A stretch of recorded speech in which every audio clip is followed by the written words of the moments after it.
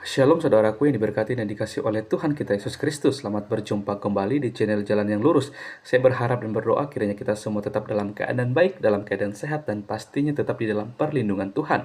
Saudaraku yang terkasih, di kesempatan kali ini kembali lagi kita akan bersama-sama akan melihat bagaimana keberlangsungan suatu diskusi atau debat yang sangat menarik antara teman-teman para apologet Kristen yang akan menghadapi Ustadz Suma bersama dengan kawan-kawannya. Maka dari itu tanpa berlama-lama, mari langsung saja kita simak videonya. Selamat menyaksikan, Tuhan Yesus memberkati. Opening acara dulu, Bob. Bobby. Oke. Bobby. Yuk. Tapi aku minta tolong Bobby ditekanin ini diskusi santun gitu ya Bob ya. Supaya kita supaya pelajaran-pelajaran kesalahan-kesalahan kita yang kemarin itu kita mau berubah gitu. Kita mau tobat, nggak mau yang kayak dulu. Aku nggak ngomongin kubu Islam Kristen ya, pokoknya kita lah gitu ya. Biar kita sama-sama belajar gitu aja. Diskusi santun gitu loh, Bro. Thank you. Oke, siap. Setuju. Udah belajar dari beberapa hari yang lalu kan juga kan? Sampai ada yang keluar dari grup kan? Hah? Ada yang keluar dari grup. Udah fokus. Kita fokus dulu ya. Okay. Ya, sorry. Ntar gue tarik lagi. Ya. Oke. Ya, kita fokus. Selamat pagi semua dari teman-teman saudara Muslim maupun dari teman-teman Kristen dan juga para partisipan yang hadir. Pagi ini kita mau membahas diskusi bebas, santai, cuma kita fokus membahas tentang kritik teks ya, yang disepakati antara Mas Bro dengan Bang Zuma, baik dari Alkitab maupun Al-Quran. Kalau tema khususnya mungkin kita mengalir saja. Kita akan diskusi santai 1,5 jam ke depan. Lebih ke arah tanya jawab ya Mas Bro, Bang Zuma ya? Iya, siap. Memberikan tanya jawab ya. Baik, siapa yang mau memberikan opening? Saya dulu ya. Oke, silakan Mas Bro. Sebentar. Waktu aku setting berapa lama nih? 5 menit ya? Ya, 5 menit boleh 5 menit. Jangan terlalu lama ya. Ya. Oke, silakan. Oke. Tuhan Yesus, saya merendahkan diri di hadapan-Mu. Tuhan, aku hamba yang kosong, hamba yang tidak berguna, hamba yang tidak tahu apa-apa. Aku merendahkan diri di hadapan-Mu, Tuhan. Aku minta kuasa-Mu melingkupi hamba-Mu yang bodoh, dungu dan tidak apa-apa, dan tidak tahu apa-apa ini. Aku mohon hamba-Mu ini yang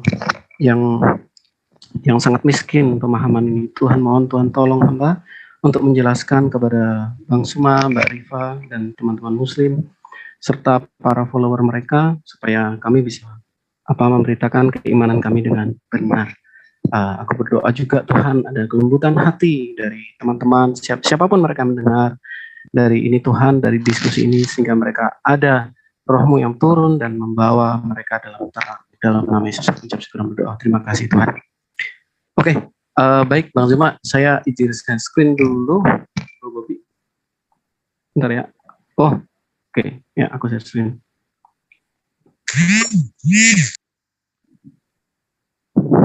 Ya, ini saya mau bertanya dulu Bang Zuma. Nggak apa-apa ya, aku tanya ya. Aku nggak paparan dulu. Apakah Al-Quran di seluruh dunia sama? Silakan Bang Zuma. Biar diambil waktu 5 menit itu nggak apa-apa. Oke, baik.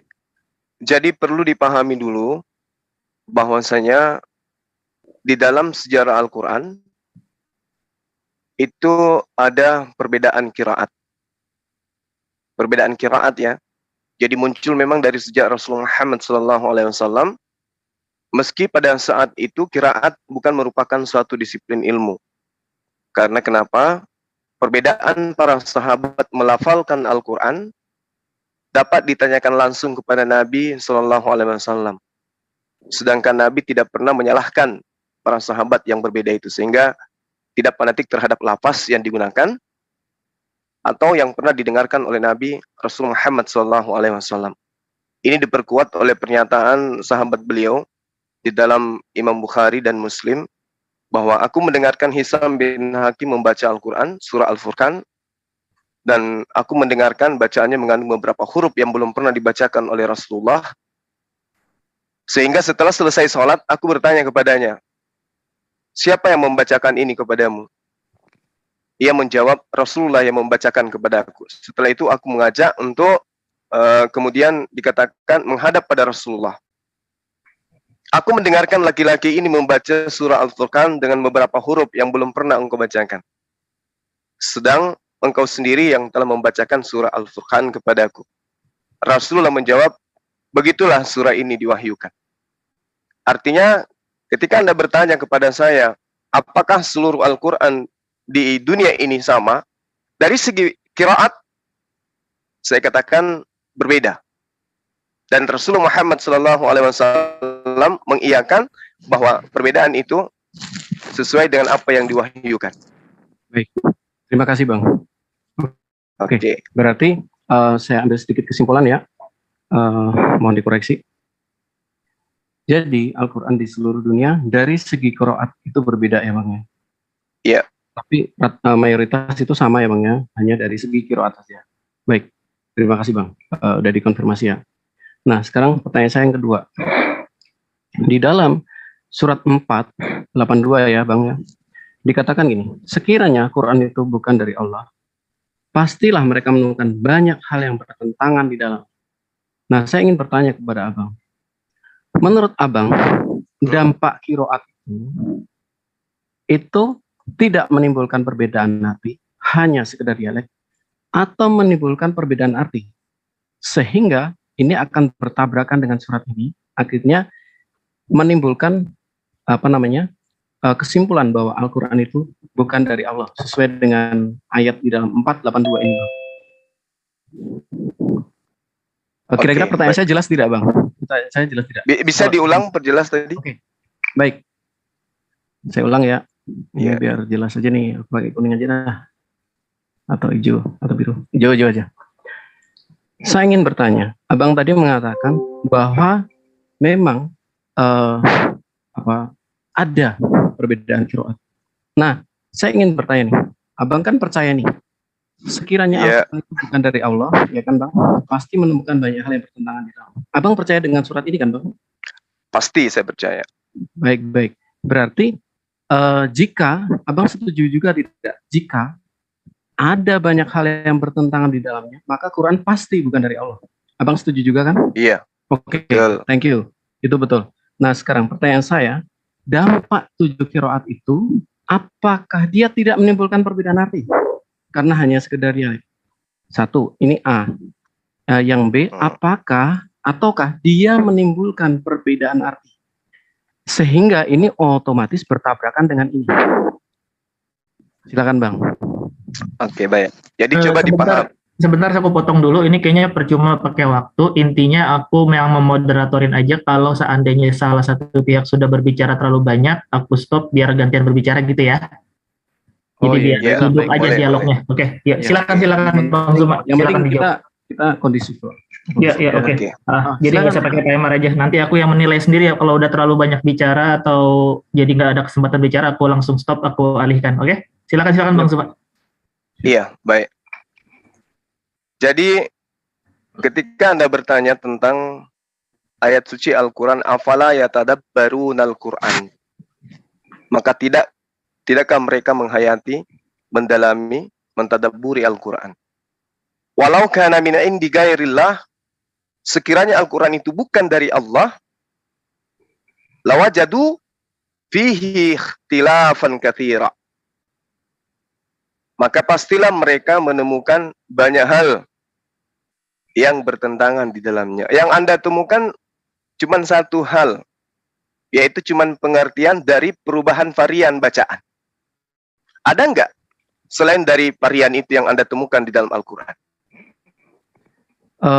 Sebentar Bang, sebelum saya tunjukkan juga hal-hal tersebut ya Bang. Jadi saya pengen memahami sih Bang, pemahaman, karena gini, Baginda kan mengatakan 7 ahruf gitu kan. Nah, saya bertanya, saya penasaran dengan ini Bang. Karena gini, logikanya gini, Quran itu berasal dari Jibril dan didiktekan, ya kan? Nah, sementara ada suatu janji di dalam Quran yang mengatakan bahwa kalau banyak hal yang bertentangan di dalamnya, maka pasti bukan dari Allah. Nah, Ya, otomatis pertanyaan oke. saya kan akan lari ke sini, Bang. Ini sedikit akan Bang, sedikit. Ini berdampak. baru Anda temukan satu. Menurut Anda variannya. Nah, selain varian ada nggak? Kan banyak hal tuh. Bukan hanya sekedar terjemahan.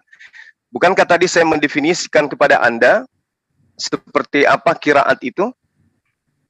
Iya, qiraat itu kan dialek, Bang.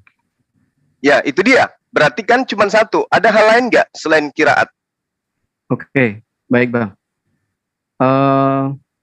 Berarti dialek itu menimbulkan perbedaan arti atau tidak, Bang?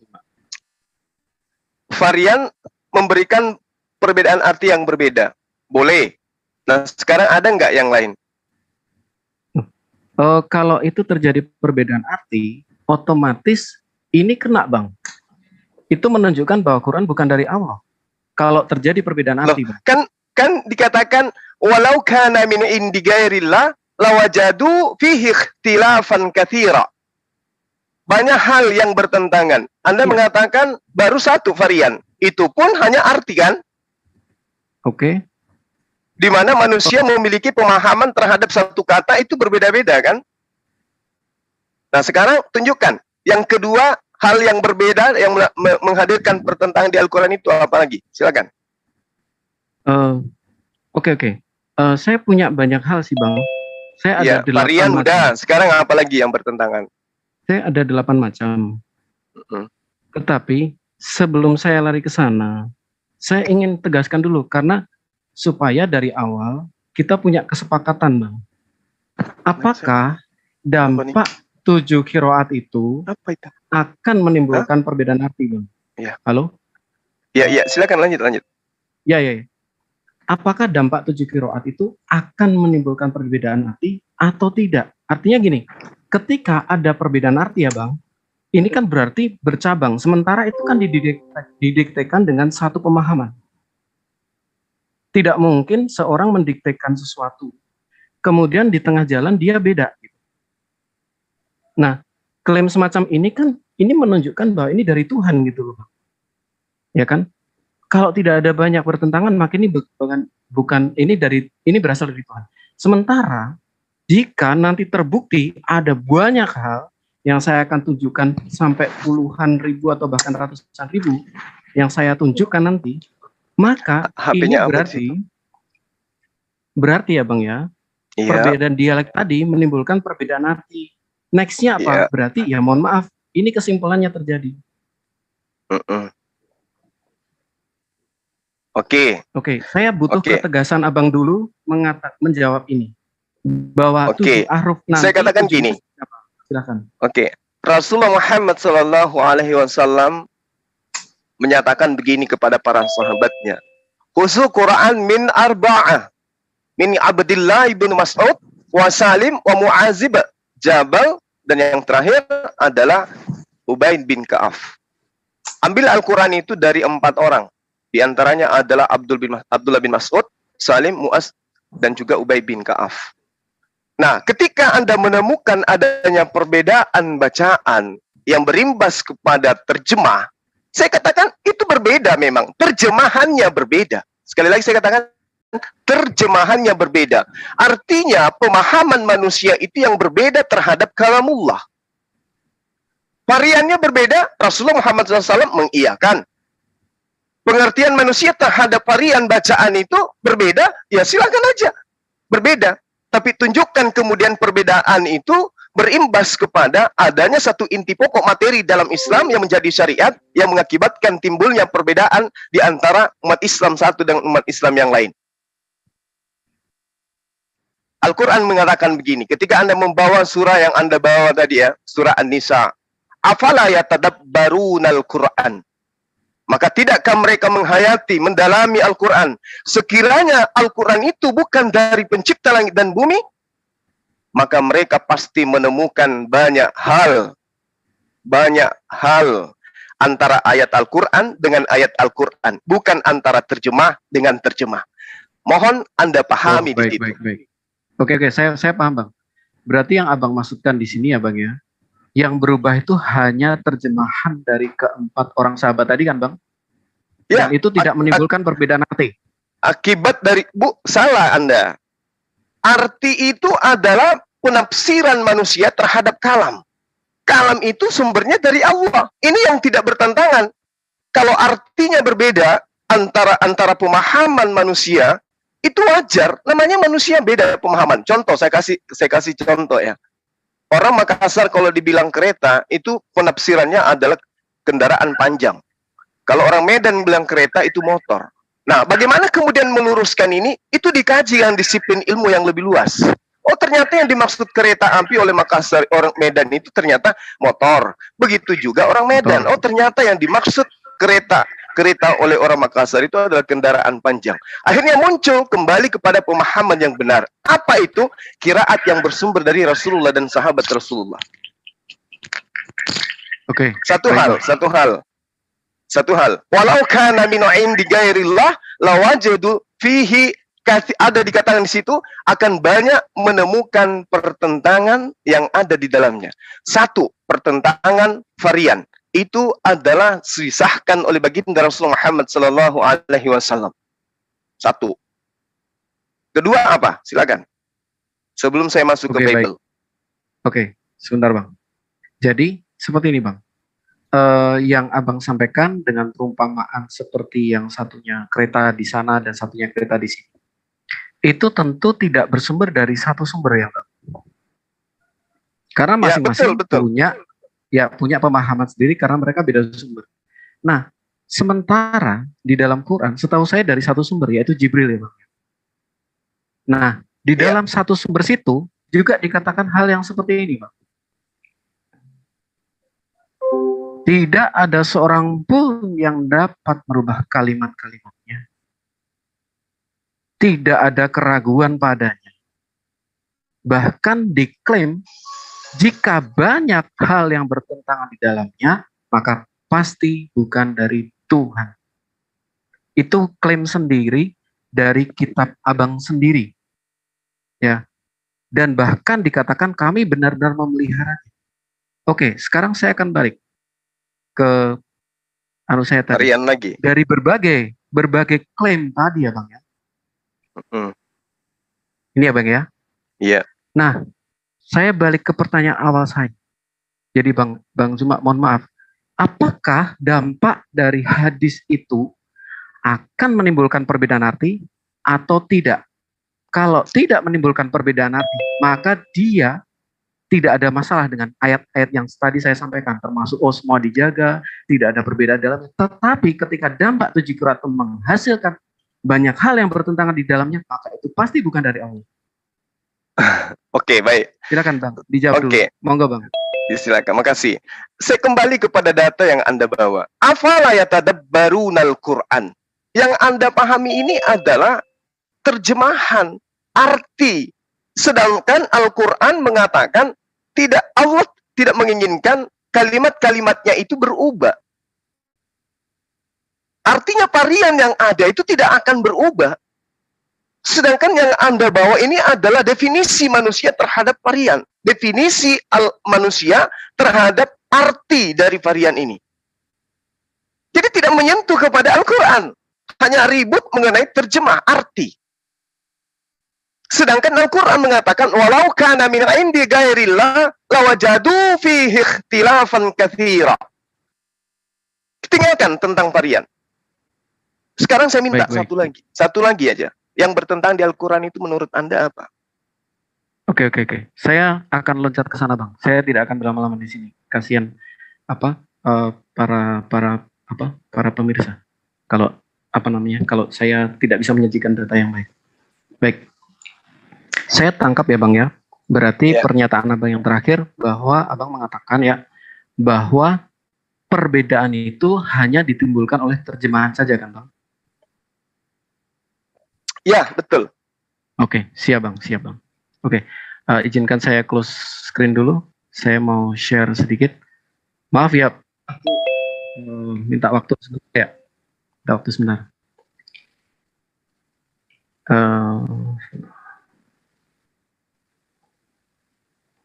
Jadi, Abang pasti tahu ya mengenai sahabat Nabi yang salah satu bernama Ibnu Mas'ud ya Bang ya? Iya.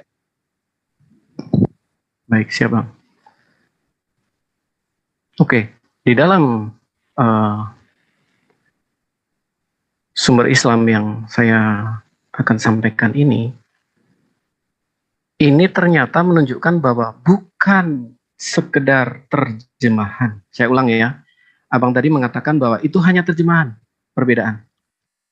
Nah, dengan demikian, ketika saya membuktikan bahwa itu bukan sekedar terjemahan, maka ya sekali lagi, klaim itu menabrak surat 4 ayat berapa tadi? Bagaimana itu bisa dari Tuhan kalau bukan sekedar terjemahan? Baik, ini saya langsung saja. Risalah Muslim.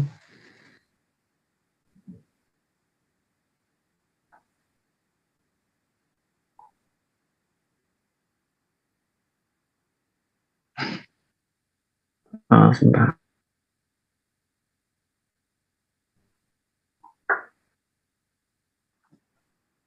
Jadi ini yang saya sampaikan beberapa data dari situs Muslim. Oke, yang menunjukkan ternyata bukan terjemahan, tetapi meliputi memang berubah total. Ini yang paling kecil dulu. Saya akan tunjukkan sampai ke penambahan surat.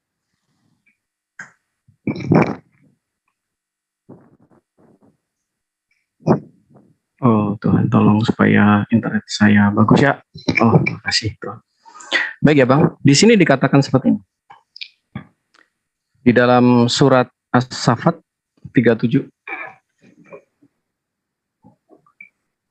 Di situ dikatakan bahwa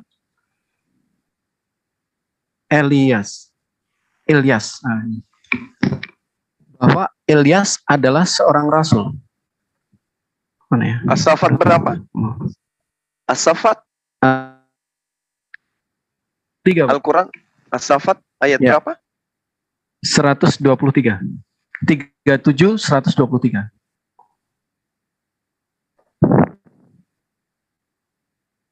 Ya, di sini dikatakan gini ya Bang. Iya. Dan sesungguhnya Ilyas adalah seorang rasul. Ini nggak muncul malah nih, aduh gimana sih? Ini nggak muncul kan ini? Tapi Abang ada kan di situ ya Bang ya? Ini kalau bahasa Inggrisnya ya, Elias was from among the messenger. Nah, kalau dalam bahasa Jadi Indonesia munculkan biar saya bisa baca Elias, Bang.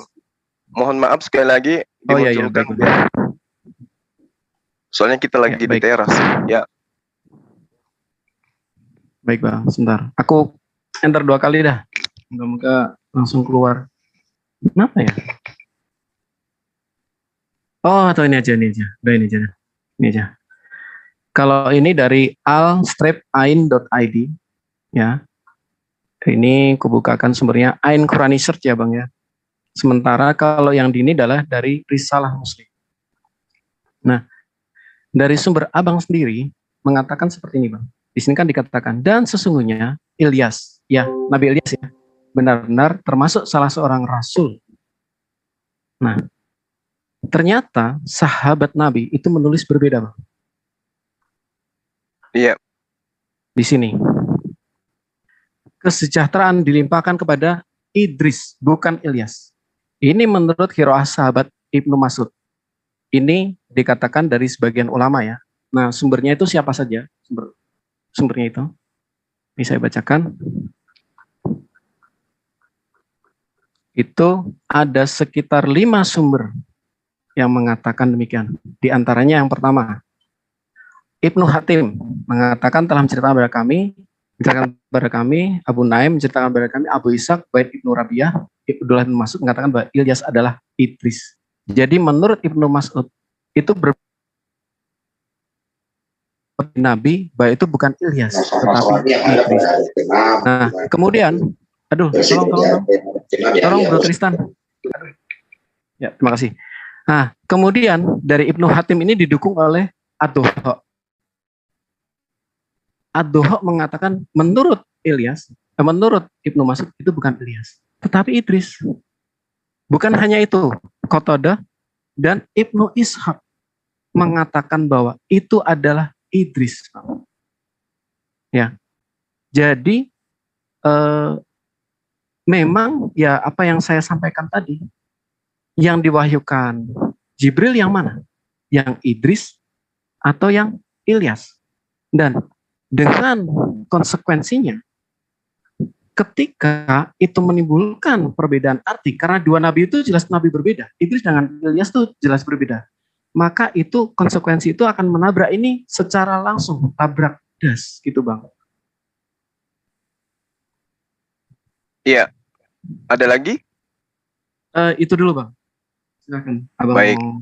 Bisa enggak Anda tunjukkan kepada saya data Baik. selain daripada apa yang dikatakan oleh Anda, Qatadah dan Muhammad Ibnu Ishaq itu, yang mengatakan dalilnya yang kemudian sanadnya itu langsung kepada baginda Rasul Muhammad sallallahu alaihi wasallam, wa inna Idris laminal mursalin. Bisa tunjukkan kepada saya. Baik Bang, baik. Oke. Abang minta bagaimana sanadnya langsung kepada Nabi ya? Iya, Baik, tentang Bang. bacaan wa inna Idris laminal mursalin. Tafadhal. Siap Bang. Ini ya Bang ya, saya ulang ya. Ibnu Hatim Ya. telah mengatakan, telah menceritakan pada kami ayahku, telah menceritakan kepada kami Abu Naim, telah menceritakan kepada kami Israel, Abu Ishaq, dari Ubaidah Ibrahim, dari Abdullah Ibnu Mas'ud. Dan ini didukung oleh Qatadah, Ibnu Ishaq, bahkan Ad-Duhaq. Kemudian ada lagi sebenarnya, jadi ada banyak. Maksud saya seperti ini, justru pertanyaan seharusnya ya Bang ya, bisa nggak dibuktikan bahwa Ibnu Mas'ud tidak mengatakan itu? Karena sumber-sumber Islam jelas mengatakan itu. Ya, Halo? silakan. Ya itu Bang. Ya, saya minta, kalau kemudian Anda mengatakan telah menceritakan kepada kami ayahku, telah menceritakan kami Abu Naim, menceritakan kepada kami dan seterusnya. Yang saya minta adalah mata rantai sanad pengajaran Al-Quran sampai kepada Rasulullah yang menceritakan dalilnya wa inna Idris laminal mursalin. Kalau Anda hanya mengatakan sesuatu, ya, meriwayatkan suatu pemberitaan, tidak sampai kepada Rasulullah, siapa yang mau membenarkan itu? Sementara yang perlu saudara saya pahami, sabar sedikit, supaya dipahami. Rasulullah Muhammad Sallallahu Alaihi Wasallam itu menunjuk para sahabatnya yang menjadi orang langsung. Sekali lagi saya katakan, orang langsung yang harus menjadi filter ayat-ayat Al-Quran yang kemudian disampaikan kepada sahabat yang lain dan sampai kepada tabi'in seterusnya. Rasulullah SAW, Utsman bin Affan, Ali bin Abi Thalib, Sa'id bin Sabit, Ubay bin Ka'af, Abdul bin Mas'ud. Tunjukkan kepada saya mata rantai penyampaian kalimat bahwa Ilyas itu adalah Idris sampai kepada sahabat aja dulu, nggak usah kepada Rasulullah. Silakan. Iya Bang. Saya udah 2 kali yang menunjukkan dari Ibnu Hatim sampai ke Ibnu Mas'ud. Iya Bang. Saya udah 2 kali. Saya nggak tahu. Itu dari Qatadah. Muhammad Ibnu Ishaq itu yang mengatakan itu. Sekarang yang saya minta, orang-orang ini sampai kepada sahabat Rasulullah, ya, yang mengatakan bahwa ada varian bacaan, ada qiraat yang bersumber dari lisan Rasulullah yang mengatakan Idris. Ini kan pendapat, ini pendapat siapa? Ini pendapat Qatadah dan Muhammad Ibnu Ishaq. Oke. Tidak apa-apa. Silakan. Abang pasti tahu Mbak Jocelyn ya? Mu'alaf Jocelyn ya. Nah, saya pernah debat juga sama Bang Yusuf Qudsi, El-Qudsi. Jadi abang bisa cek di sana. Bang Yusuf Qudsi, saya tidak berbohong ya, dan saya memang apa adanya. Bang Yusuf Qudsi pun percaya atau tidak, dia lebih percaya kepada Ibnu Mas'ud. Kenapa? Karena yang dari sini dia mempertanyakan mengenai sebentar. Sebentar.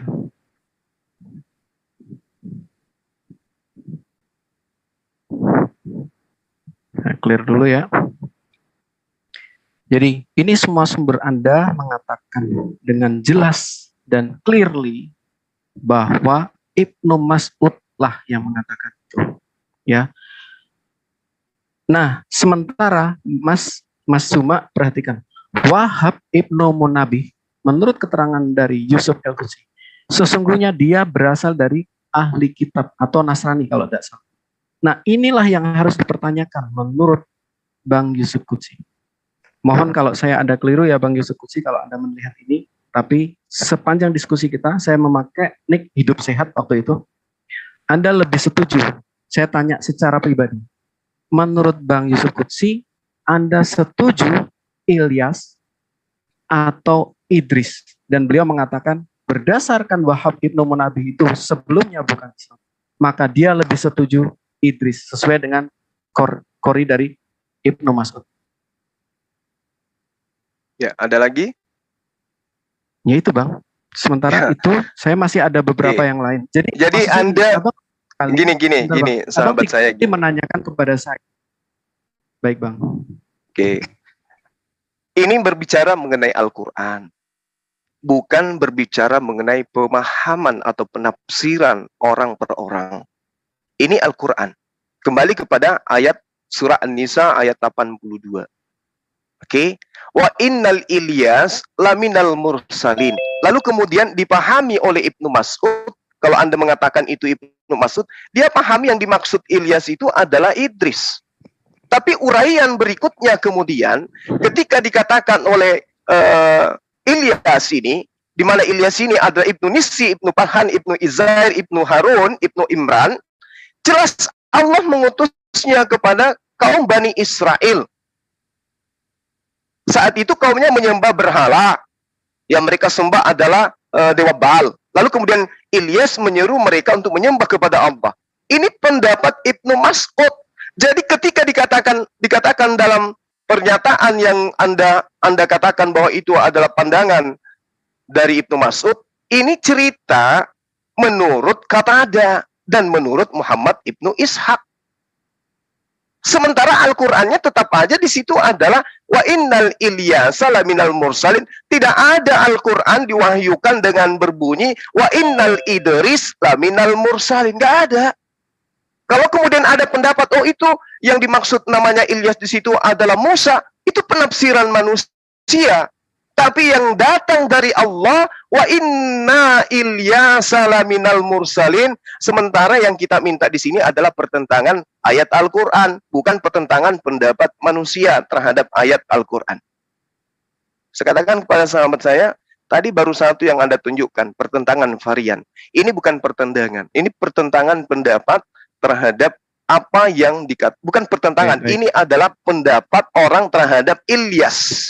Ada yang mengatakan itu adalah Idris. Ada pertentangan lain? Di dalam perang Yamamah.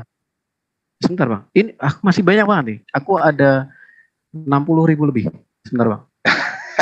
Maaf, bukan gitu ya. Nanti namanya ngomong takabur. Kelihatannya ini Anda ahli tafsir. Anda bisa bahasa Arab? Enggak bisa. Oh iya. Apa? Aku terusin ya Bang ya? Enggak bisa. Aku Silakan. selalu ngomong apa adanya ya. Tak usahakan.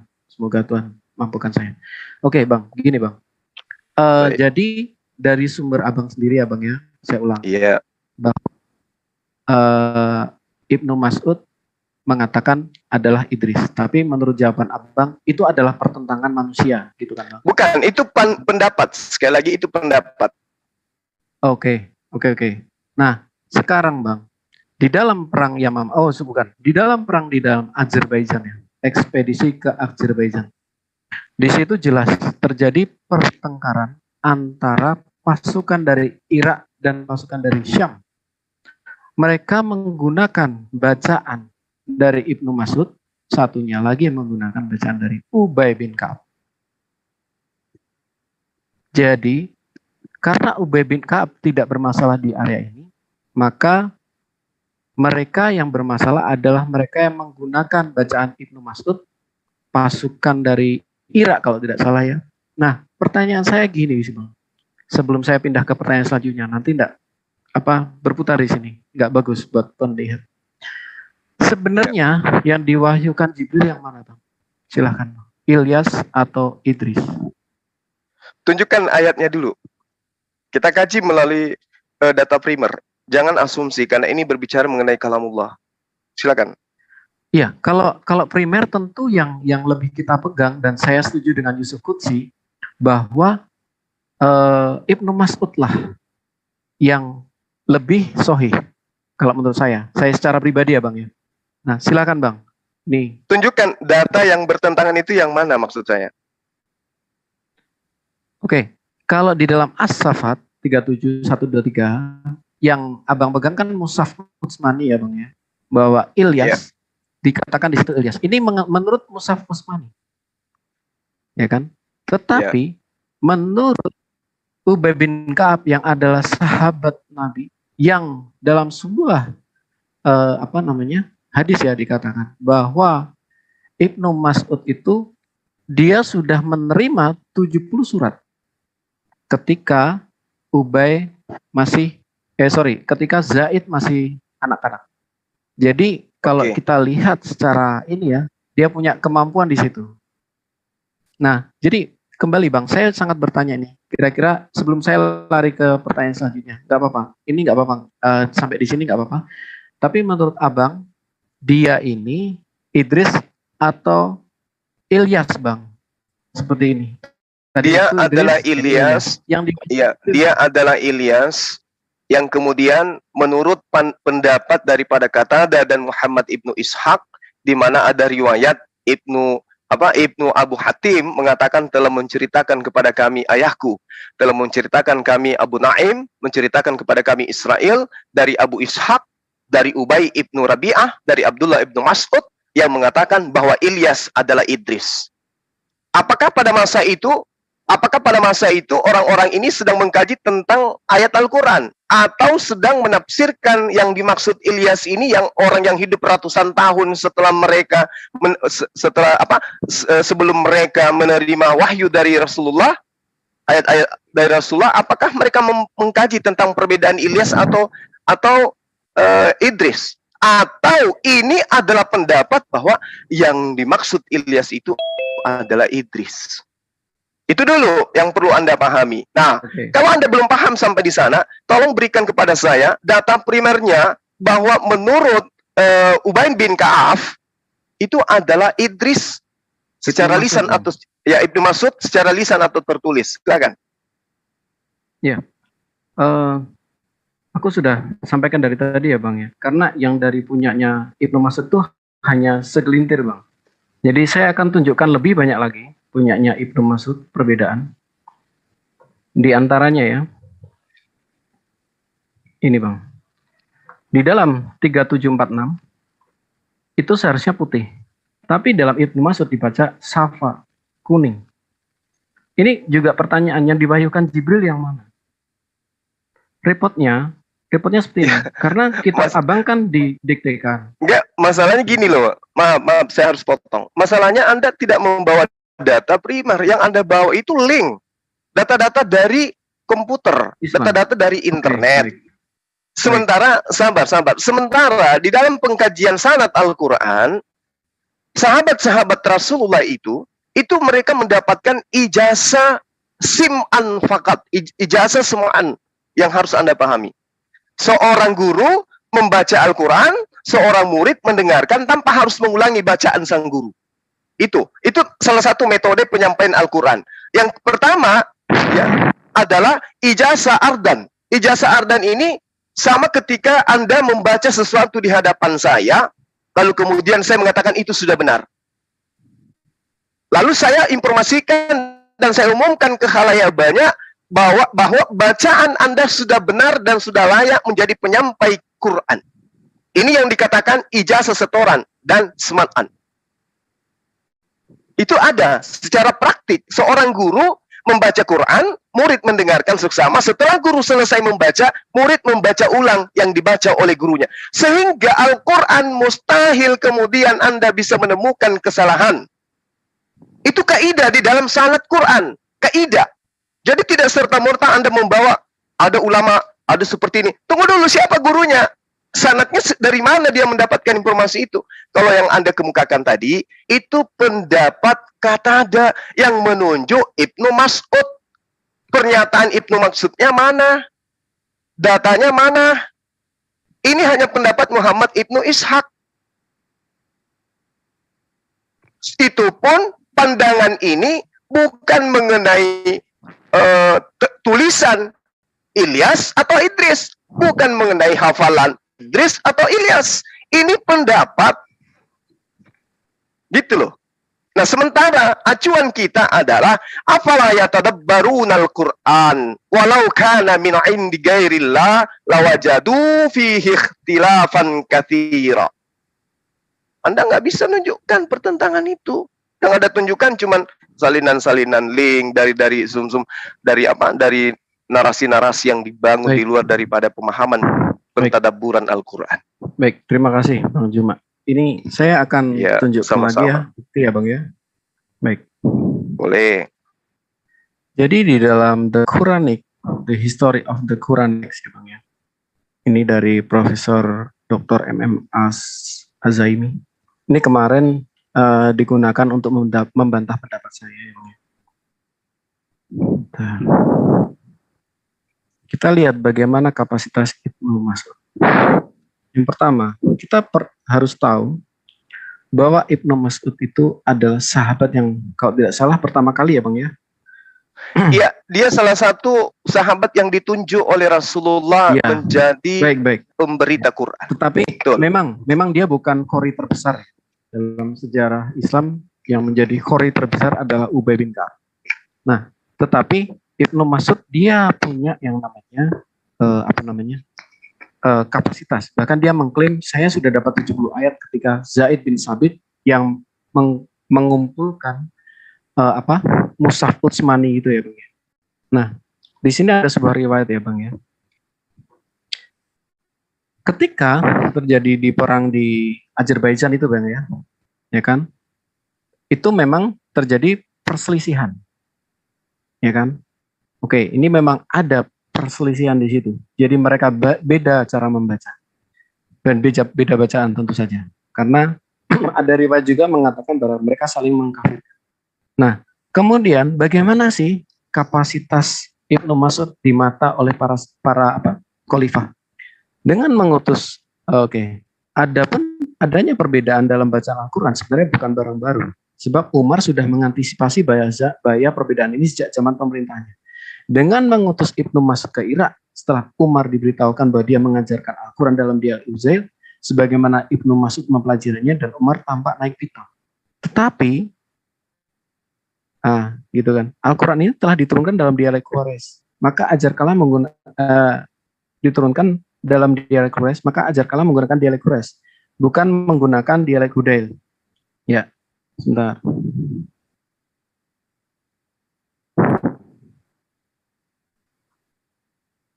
Oke. Sebentar. Saya clear dulu ya.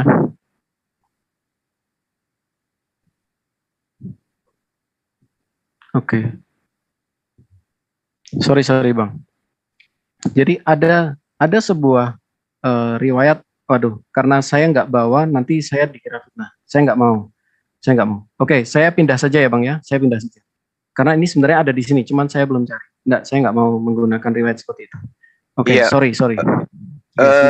Sebelum lanjut, saudara saya, ini sudah berapa menit kita?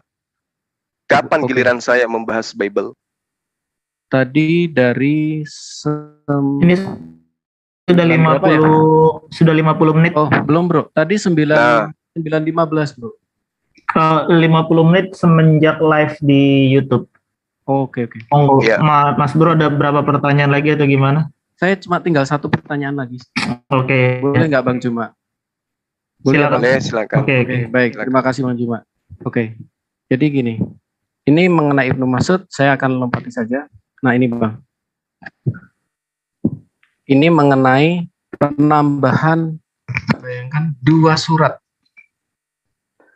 Kedua surat tambahan ini eksis dalam Mushaf Ubay bin Ka'ab, Ibnu Abbas, dan Abu Musa, yaitu surat Al-Khl dan surat Al-Haf.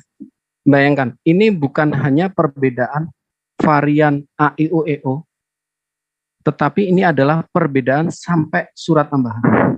Nah, sekali lagi Bang, yang dari 7 huruf saja itu potensinya luar biasa. Apalagi terjadi perbedaan arti diakibatkan perbedaan surat. Maka saya nggak melihat selain dari ini, Bang.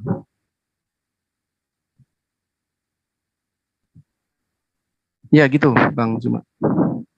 Ya, jadi ketika Anda membawa data, informasi, ada penambahan 2 surah, sekali lagi saya katakan kepada sahabat saya, Al-Quran itu disampaikan dengan sistem sanad.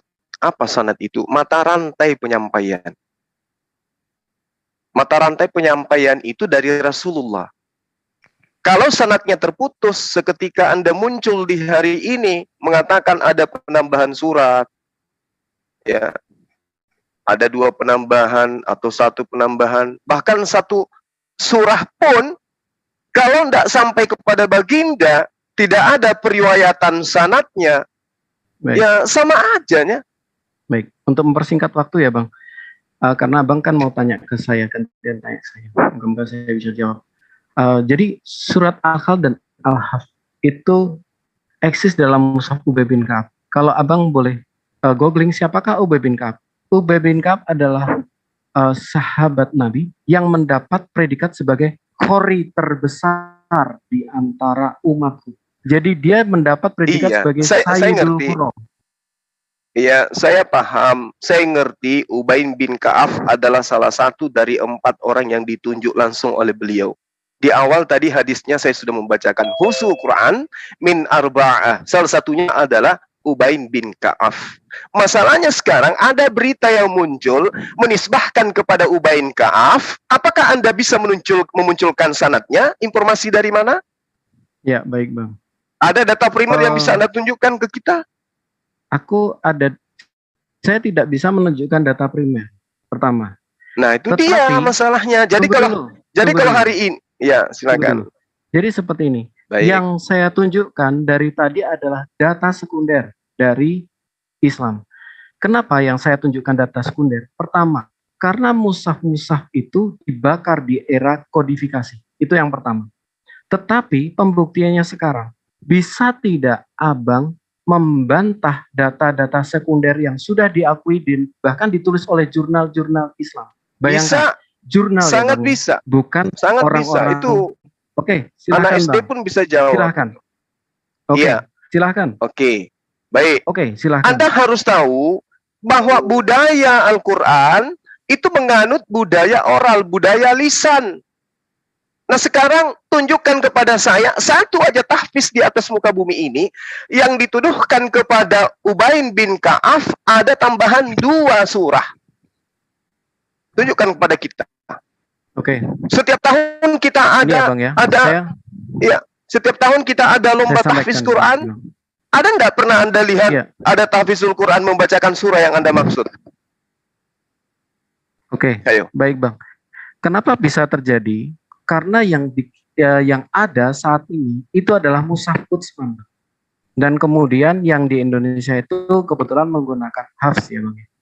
Tetapi Abang ingat bahwa sumber yang saya bawa adalah sumber dari Islam. Dan dia mengakomodir mengatakan bahwa memang ada surah bertanda bintang 2, yang ini ya Bang ya. Ini dari sumber Islam. Ada Al-Khl, Al-Haf. Saya juga bisa menunjukkan dari buku sejarah Quran. Sebentar Bang, sebentar. Izinkan saya selesaikan. Sedangkan 2 surat bertanda merupakan 2 surat tambahan dalam Mushaf Ubay bin Ka'ab, yaitu surat Al-Haf dan surat Al-Khl. Dengan redaksinya demikian. Itu Bang. Ini bukan sekedar perbedaan AIO, tetapi memang silakan. Berbeda secara bukan berbeda AIO-nya. Ini memang berbeda, yaitu penambahan dalam bentuk surah. Jadi ada 2 tambahan surah. Iya. Nah, sementara Mushaf Utsmani tidak ada Di Mushaf Ubay bin Ka'ab itu ada. Dari sini Bang, yang saya lihat, maka saya secara pribadi mengambil kesimpulan ini Bang. Silakan Bang.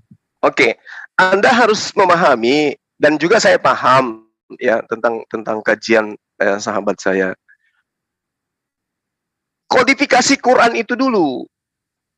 Kodifikasi Quran itu ada. Pemeliharaan, pembukuan, pencetakan, dan seterusnya. Di mana 3 poin ini diawali dengan penghafalan. Kodifikasi Quran itu bukan hanya nanti ketika Utsman.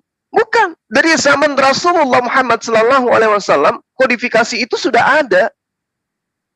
Terus kemudian muncul, ada narasi yang dibangun, sumber dari Islam. Sekarang saya tanya, kalau bermunculan narasi-narasi mengatasnamakan Islam menyerang Al-Quran di internet, apakah umat Islam akan goyah? Tidak. Kenapa? Dia punya sandaran sanad. Nah, sekarang kalau saya menulis, ya, membuat sebuah blog di internet, mengatasnamakan gereja, mengatasnamakan Kristen, membahas tentang kepalsuan atau apapun itu tentang Kristen, kemudian umat Islam menggunakan itu di hadapan Anda percaya? Mungkin saja, karena Anda tidak punya sanad. Kalau kami umat Islam nggak bisa. Anda mau mengatakan ada surah 10, ada kayak begini. Nggak bisa. Umat Islam nggak akan goyah. Kenapa? Umat Islam punya sanad. Apa sanad itu? Mata rantai penyampaian dari Rasulullah kepada sahabatnya, sahabat-sahabat. Dan yang Anda harus paham, mereka mendapatkan legitimasi sebagai sanad penyampai Quran, itu karena mereka berijazah. Mereka memiliki teori dan praktek talaki di dalam menyampaikan Quran. Bukan hanya sekedar menghafalkan, melihat tulisan, dan ketika salah saja sudah ditegur. Dan ini yang membudaya sampai hari ini.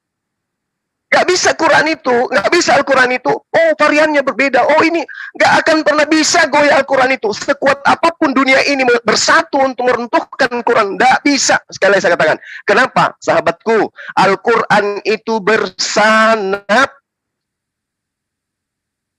Kalau Anda mengatakan, oh itu kan dari Utsman, yang lain kan dari Bakar, oke.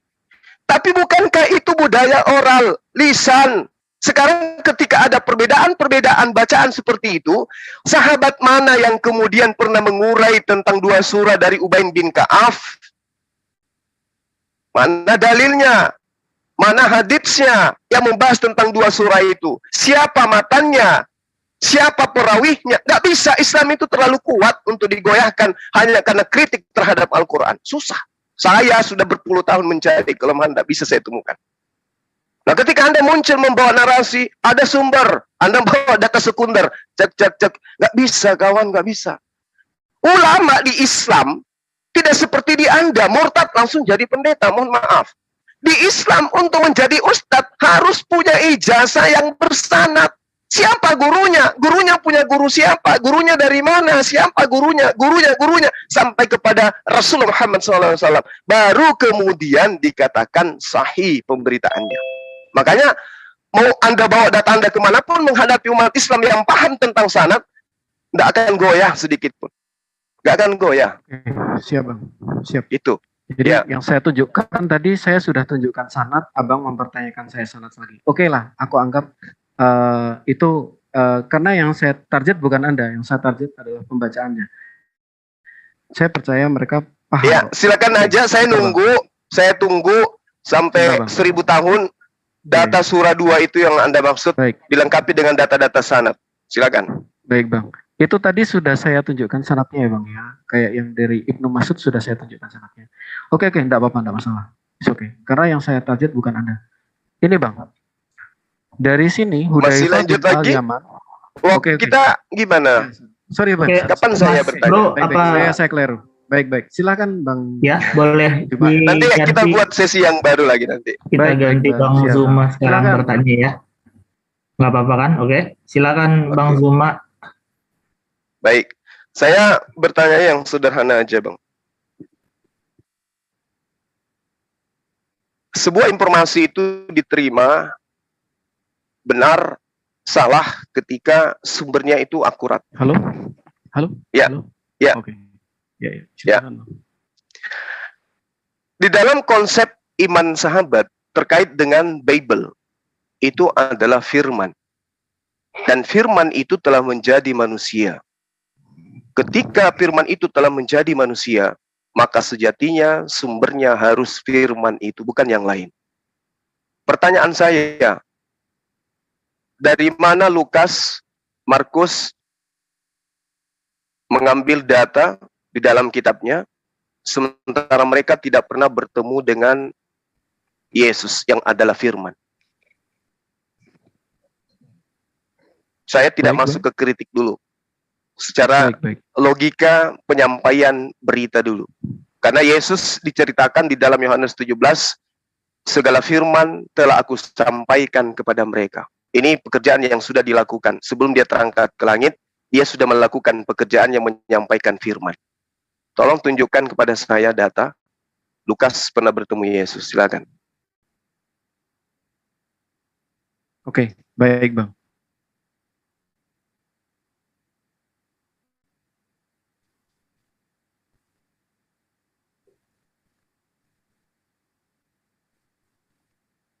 Jadi bukan hanya Markus, Lukas pun bertemu Yesus. Markus adalah rumah yang dipakai untuk perjamuan terakhir. Itu adalah rumah Markus yang pertama. Jadi ini aku tahu sebenarnya Bang Zuma udah tahu jawaban ini, gitu kan. Nah, saya nggak tahu, saya belum tahu Bang Zuma mau bertanya apa. Tetapi ini adalah data-data kami, karena kami juga menganut yang istilahnya sanad ya Bang ya. Ya, justru itu yang saya tanya. Sanad dari Yesus ke Lukas itu yang mana? Oke, baik. Lukas, Hippolytus, menurut catatan Hippolytus, Markus dan Lukas termasuk mereka yang mengundurkan diri ketika Kristus berkata, sungguhnya jikalau kamu tidak makan daging anak manusia di dalam Yohanes itu ya, dan minum darahnya, kamu tidak punya hidup di dalam dirimu. Tetapi Markus kembali kepada Tuhan melalui pekerjaan Petrus. Sedangkan Lukas melalui pekerjaan Paulus. Mereka diberi kehormatan mengabarkan Injil dan mati syahid karenanya, yang satu dibakar dan lain sebagainya. Silakan Bang. Jadi ini catatan sejarah kami.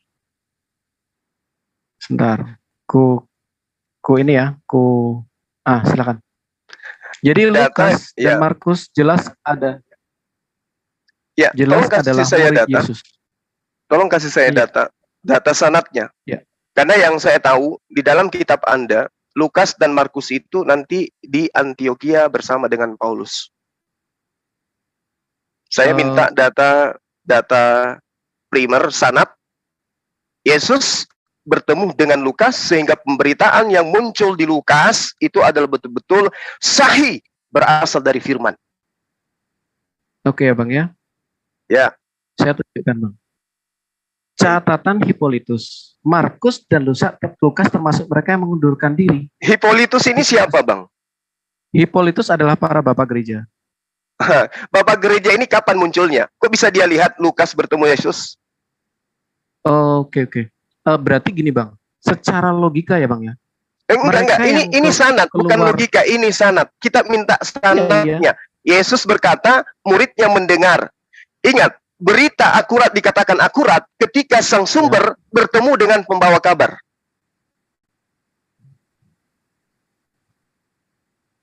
Halo, jelas ya, tidak? Saya belum masuk ke kritik teks. Ya, tolong diulang Bang, diulang dulu Bang.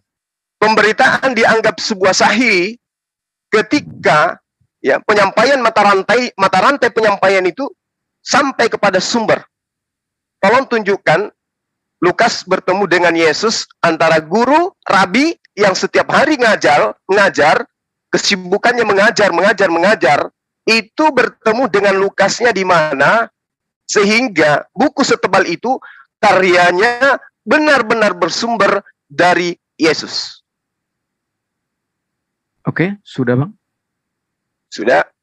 Ya, baik. Ini data yang kami punya Bang. Gitu ya Bang ya.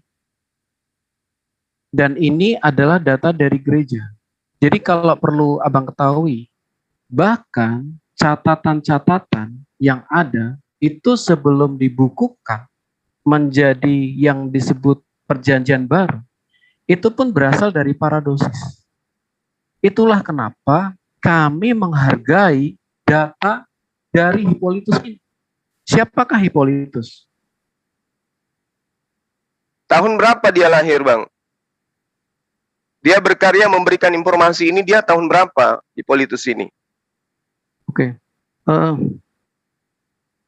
Aku nggak boleh nyentuh ke Baginda ya, Bang ya, untuk hal ini ya. Tunggu dulu, tunggu. Ini berbicara mengenai sanad. Iya, iya. Saya belum Ya, masuk. betul. Kalau Anda tadi kan detail, huruf per huruf berbeda. Anda sampai ke sana. Ada pernyataan Ilyas berubah jadi Idris. Nah sekarang Ya. pemberitaan kitab Anda dulu. Antara Ya, orang ya. yang membawa berita, apa Anda pernah bersentuhan dengan sumber?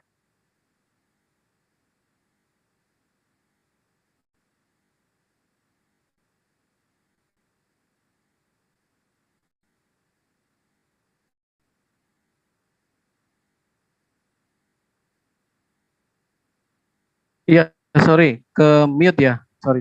Tolong aku di-co-hostkan boleh nggak? Supaya aku nggak unmute. Iya, terima kasih. Oke, saya ulang ya. Saya senang sekali loh, Bang Zuma itu berani mengkritisi data yang dekat dengan Yesus. Ini sama Yesus beda satu abatan ya. Yang dia adalah murid Irenaeus, murid Polikarpus, yang adalah murid Rasul Yohanes. Oke, saya senang sekali. Abang bisa mengkritisi data yang punya sangat jelas dan hanya berbeda jeda ini ya Bang, 170 tahun ini ya Bang. Baik, Ya, 150 sebentar, Bang. tahun. Ya, 200 tahun lah pisahnya dengan Yesus. Nah, Ya. coba uraikan kepada saya, ya, Hippolytus ini mendapatkan informasi dari mana, sampai kepada oknum yang melihat Lukas berbincang dengan guru Yesus. Baik. Hippolytus mendapat info dari siapa? Irenaeus. Dari murid, dia adalah murid dari Polikarpus. Polikarpus adalah murid dari Rasul Yohanes. Nah, terus aku heran, Abang bisa bertanyakan data ini, tapi Abang tutup mata dengan mempercayai data yang jauh lebih tua, lebih muda, yang selisihnya 600 tahun dari Yesus. Maksudnya gimana? Bukan, maksudnya seperti ini ya.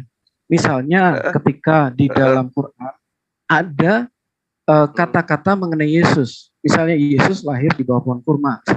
Nah, Abang bisa tutup mata percaya dengan itu. Padahal itu 600 tahun lebih jauh dari Yesus. Sementara yang data Abang tutup mata. Baik. Sederhana itu.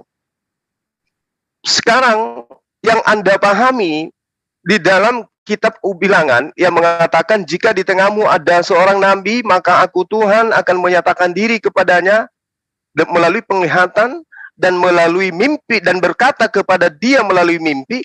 Apakah Anda menafikan itu? Itu dulu.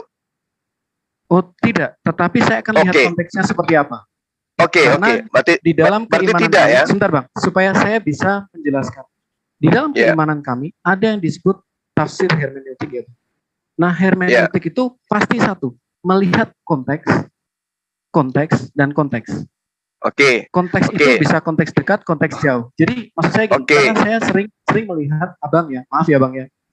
Kadang aja ya. Kadang Abang mencomot satu di kitab kami, kemudian Abang hubungkan dengan kitab yang lain. Nah, itu tentu saja karena Abang belum dibaptis bahkan ya. Semoga ya. Karena Abang belum dibaptis, tentu kami punya pertanyaan bagaimana cara tafsir Abang. Oke, sahabatku, ini kita belum masuk kepada zona keotentikan informasi. Kita baru membahas tentang mata rantai penyampaian informasi. Nanti buka sesi baru. Apakah Yesus itu lahir di kandang binatang atau lahir di bawah pohon kurma? Nanti kita buka sesi baru. Yang mana yang lebih akurat? Nah, sekarang yang kita bahas ini adalah mata rantai daripada pembawa berita, di mana tadi antar huruf per huruf aja Anda kritisin. Ya, Anda tabrakkan antara Ubay bin Ka'ab dan Ibnu Mas'ud dan seterusnya. Nah, sekarang saya ingin tahu, Anda begitu dalam mengkaji Al-Quran sampai kepada varian-varian yang Anda kaji. Itu sudah melebihi dari mahasiswa jurusan bahasa Arab jurusan tafsir, itu sudah melebihi Anda. Anda sudah lebih dari mereka. Nah, sementara Anda lupa di kitab Anda dengan metode yang sama. Ketika saya tanya, siapa yang melihat kemudian Lukas bertemu dengan Yesus, sehingga karya tulis yang dihasilkan oleh Lukas itu bisa dianulir sebagai firman dari Sang Firman. Ada enggak data itu? Baik. Sekarang pertanyaan saya ya Bang ya. Ada tidak data yang tentang data ini? Bukan Bang. Yang dari tadi saya sampaikan, pertama, saya berusaha dalam debat ini sama sekali tidak tahu. Ya, yang pertama, itu saya menjaga marwah debat ini tetap beretika. Ya, betul. Kemudian dari sumber yang saya berikan, tidak ada bantahan. Ya memang Hippolytus itu murid Irenaeus, murid Polikarpus, yang merupakan murid. Sahabatku, ini bukan masalah bantahan. Saya minta bukti keakuratan mata rantai penyampaian kitab Lukas. Ini baru Lukas loh, belum yang lain. Betul. Nah, sekarang gini Bang, kita sudah sampaikan gitu loh. Lukas, dari mana Hippolytus mendapat data? Hippolytus menuliskan ini secara langsung.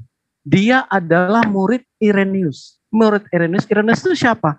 Irenaeus adalah murid Polikarpus. Polikarpus siapa? Polikarpus adalah murid Rasul Yohanes. Nah, sekarang gini, sudah saya jawab 3 kali. Tapi Abang tidak percaya. Ya, it's okay. Abang lah, justru misalnya Abang percaya dengan dia 400 tahun. Saya ambil satu loncatan. Saya ambil loncatan satu ya. Kemudian Irenaeus adalah guru atau teman atau sahabat atau pembimbing dari Hippolytus. Nah, sekarang bisa Anda menunjukkan data primernya Irenaeus itu menyampaikan tentang Lukas kepada si Hippolytus? Tidak semua bisa dicatat, Bang. Oh, gitu, berarti nggak ada kan? Kalau hanya mengatakan Hippolytus adalah murid Irenaeus ini dan seterusnya tapi pembawa beritanya, berita apa yang dibawa dari Irenaeus ke Hippolytus itu? Berita apa yang dibawa? Serta merta dia hanya bercerita tentang Lukas. Yang diminta di sini adalah muatan pemberitaan Lukas tentang Yesus itu apakah dibenarkan dan seterusnya. Kalau hanya diceritakan dia adalah murid, dia adalah sahabat, dia adalah teman, mata rantai yang jelas. Tapi matannya yang kita minta ini matannya. Iya, baik. Saya paham maksudnya, Bang. Iya. Jadi yang abang mau apa namanya? Mau sampaikan itu ini dari mana gitu kan, Bang? Oke. Iya, saya jawab bahwa ini silakan. Baik. Saya jawab dari mana dia berasal? Tentu saja dia berasal dari guru-gurunya. Sumber ketika dia mencatat itu. Sebentar, Bang. Tetapi kita juga biar kita nggak membuang waktu sia-sia, dia menerima dari guru-gurunya. Tolong sebutkan siapa gurunya ini. Tadi sudah saya sampaikan. Ketiga orang tadi, Polikarpus dan lain sebagainya. Apakah orang ini memang punya kredibel mengajarkan Bible? Mereka tidak melakukan tindakan amoral yang dilakukan seorang pengajar. Memang mereka ini pengajar Bible? Iya, mereka pengajar Bible. Mereka tidak melakukan tindakan amoral yang meruntuhkan. Maksudnya pengajar Bible dalam arti kata dia adalah seorang imam, dia adalah seorang rabi yang dikhususkan kemudian untuk mengkaji surah-surah Paulus, surah-surah Lukas. Mereka orang-orang yang terpelajar dan mereka adalah orang-orang yang belajar, Bang. Mereka bukan orang yang tidak bisa membaca kitab. Mereka terpelajar, Bang. Oke, baik. Itu bisa diterima, nggak apa-apa. Ya, meski perlu pengkajian lebih dalam. Nah, sekarang tidak masalah. Sekarang coba tunjuk satu orang saja. Layaknya tadi kita membahas beberapa poin yang terkait dengan apa yang saya katakan. Kata Ada dan Muhammad Ibnu Ishaq mengatakan bahwa menurut suatu pendapat Ilyas adalah Idris. Ibnu Abu Hatim mengatakan telah menceritakan kepada kami ayahku. Sampai kepada Ibnu Mas'ud, sampai kepada Ibnu Mas'ud. Sekarang jangan sampai kepada Yesus. Sampai kepada Thomas aja. Bisa nggak Anda nyambungkan informasinya dari Lukas ke Thomas? Bisa nggak? Atau ke Filipus? Karena di dalam Kisah Para Rasul 8, Yesus memanggil Filipus. Filipus, ikutlah denganku. Artinya, materi sajian Injil yang diajarkan oleh Yesus kepada Bani Israel, itu banyak diketahui oleh Filipus. Kisah para Rasul 8, Filipus lebih pantas dijadikan penulis Bible daripada Lukas. Nah, tapi nggak apa-apa. Sekarang tolong tunjukkan kepada saya, pemberitaan Lukas ini jangan kepada Yesus deh. Sampai nggak kepada Filipus. Pemberitaan Lukas ini sampai bahkan dikonfirmasi oleh semua orang. Ya, orang itu siapa, Jadi, Bang? Sebentar, Orang itu siapa? sebentar. Abang coba dihitung coba dipikirkan dulu. Pertama, kitab kami itu kan tidak didiktekan. Itu yang pertama. Yang namanya Injil atau kabar baik itu adalah Yesus sendiri. Nah, Yesus inilah apa yang kisah Anda dilakukan keliru di sini, Sebentar, Bang. sahabatku. Sebentar. Sahabatku, Anda Permisi, keliru. Bang. Saya selesaikan dulu karena ini keimanan kami. Ya enggak? Ya, tapi tidak sesuai dengan data juga itu Sebentar, Bang. nggak boleh Kita dibiarkan. harus Di dalam melihat Yohanes perbedaan 17 nomor point of 8 view-nya Yesus dulu. menyampaikan. Berarti mendikte. Oh, Benar nggak? tidak juga, Bang. Tidak juga. Kalau Yohanes seseorang 17 nomor berpidato, 8, dia menyampaikan. segala firman yang engkau berikan kepadaku telah aku sampaikan. Berarti Yesus mendikte. Yesus Benar nggak? berkali-kali tidak pernah ada satu kasus pun dia mendikte. Yang dia sampaikan, Loh, ini pernyataannya. bagaimana abang menafsir itu sebagai dikte? Ini logical fallacy. Kenapa? Lukas Karena ini ketika katanya dikte, adalah murid, dikte yang dilakukan bagian dari oleh 70 murid. malaikat Jibril ya, Bang. Itu memang Ya, itu, tertulis, memang betul. didiktekan. Itu talaki, itu Sementara talaki.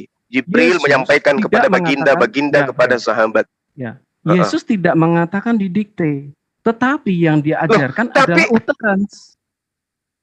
Nah, sekarang ketika Anda mengatakan itu adalah itu sebagai dikte gitu loh. Padahal kita tidak ada satupun yang paham bahwa itu dikte.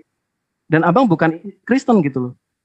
ya, memang karena data daripada Kristen itu memang nggak sampai kepada Yesus, makanya ditinggalkan hal Yesus itu mendikte. Segala firman yang engkau berikan kepadaku telah aku sampaikan kepada mereka. Iya, betul. Jadi gini, Bang. Ketika Yesus mengatakan segala sesuatu yang telah kau katakan, kau sampaikan kepada mereka. Apakah Yesus di situ menunjukkan bahwa dia membuat kitab dan lain sebagainya dan mendikte? Itu Nah, justru logical itu fallacy. yang Bukan. justru itu yang menjadi pertanyaan. logical Kalau fallacy. Yesus tidak membuat kitab, lalu dari mana Lukas Markus ini membuat kitab? Ilmu dari mana mereka dapat? Sementara sang firman ada di tengah-tengah mereka. Makanya izinkan saya sampaikan dulu perbedaan Oke, silakan. cara penyusunan kitab kami dengan kitab Quran. Kalau kitab Quran itu didikte dari awal, ya kan, Bang? Nah, begitu ada perbedaan, maka itu bagi kami itu jelas bukan dari Tuhan. Karena dikteannya itu adalah berbeda ketika turun kepada sahabat. Tetapi di dalam keimanan kami tidak ada satu kitab pun yang didikte, Bang. Bagaimana caranya? Yang pertama, para sahabat atau para murid itu mereka mengumpulkan apa yang disampaikan oleh Yesus. Dan kemudian tentu saja para bapak gereja mereka juga mengcompile kembali apa yang sudah disampaikan dan diajarkan Yesus. Bapak-bapak Bahkan- gereja ini kapan tampilnya, Bang? Iya, dia tidak tampil 600 tahun, Bang.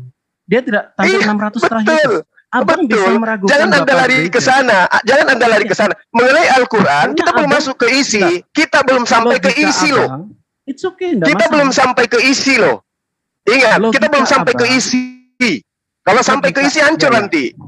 Belum sampai ke isi. Ini mata Bentar, rantai Bang. penyampaian dulu. Saya berusaha dari tadi saya nggak framing ya, Bang ya. Saya usahakan gitu ya.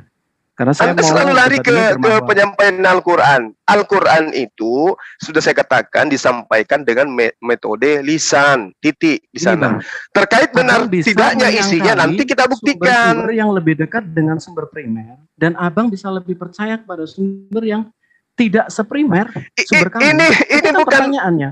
sekarang begini. Logikanya kan Sekarang fallacy begini. yang Oke. abang lakukan ini. Baik.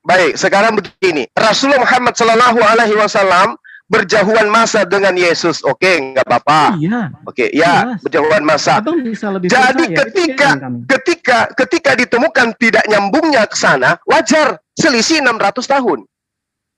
Oke. Bukan tidak nyambungnya, berarti bukan dari Tuhan dong, Bang, karena Tuhan Maha Kalau tahu. Tuhan itu Maha tahu, Berbeda dengan dengar, sejarah. dengar. Oke, tentu silakan. tidak terjadi hal yang seperti itu, Bang. Oke, Ini loh, Bang, yang sekarang ada Abang tulis di begini. kitab Abang. Sekarang begini. Al-Quran itu adalah wahyu dari langit. Itu iman kami. Oke, nah sekarang kitab Anda itu wahyu dari Yesus. Kalau yang dari langit disampaikan melalui Rohul Kudus sampai kepada baginda. Kalau dari penulis kalian, penulis kitab kanonik, itu sumbernya dari Yesus karena dia adalah sang firman. Ketika dia datang, dia mengatakan segala firman telah aku sampaikan kepada mereka. Berarti harus penulis kitab Anda bertemu langsung dengan sumber. Karena kenapa? Tuhannya sudah bertemu dengan manusia, bergaul dengan manusia, hidup bersama dengan manusia. Berarti murid-muridnya kudu duduk di depannya sesama manusia mengajar. Ketika datang Al-Quran, nggak bisa diganggu lagi. Karena Yesus betul-betul bertemu dengan muridnya. Tapi karena diplesetkan, Allah mengutus untuk meluruskan apa yang diplesetkan tersebut. Apa bukti diplesetkan? Buktikan sekarang. Kapan Yesus bertemu dengan Lukas? Itu aja dulu. Saya izinkan Abang sampaikan sesuatu ya. Sekarang izinkan saya sampaikan sesuatu, boleh? Ya, silakan. Oke, baik. Seperti ini, Bang. Kita sudah tahu yang namanya kronologi sejarah. Ya. Di dalam kronologi sejarah itu harus ada lebih dari 2 saksi. Ketika kita bicara sesuatu yang berhubungan dengan sejarah dan itu meleset dari situ, tetapi dia hanya 1 saksi, maka gugurlah klaim dia. Mau dari manapun dia sumbernya. Mau mengatakan diri dari Tuhan langsung tanpa malaikat, tetapi begitu dia berbeda dengan sejarah, yaitu yang disebut dengan tulisan-tulisan sebelumnya yang lebih kepada sumber primer, maka tentu klaim tersebut hancur. Oke. Dan sudah dibuktikan dengan yang saya sampaikan tadi, Baik. bahwa baik. memang ada banyak pertentangan di dalamnya. Oke, baik. Giliran saya. Lagi demikian, silahkan Bang. Oke, giliran saya. Tolong ingat perkataan saudara saya tadi. Cukup 2 saksi, ya. Kalau di Al-Quran itu 3 saksi. Rasulullah Muhammad SAW, malaikat dan juga Allah. Yesus 2 saksi dia. Tapi Anda percaya dia kan? Yohanes 8 nomor 18. Nomor 17, nomor 18, nomor 19. Bukankah di dalam Torah tertulis 2 saksi sudah cukup? Dan kata Yesus, akulah yang bersaksi tentang diriku sendiri, dan juga Bapa yang mengutus aku bersaksi tentang aku. 2. Rasulullah 3 saksinya. Nah sekarang, kita tinggalkan yang kedua ini, antara Yesus dengan Rasulullah Muhammad SAW. Al-Quran diwahyukan kepada Rasulullah Muhammad SAW itu 23 tahun.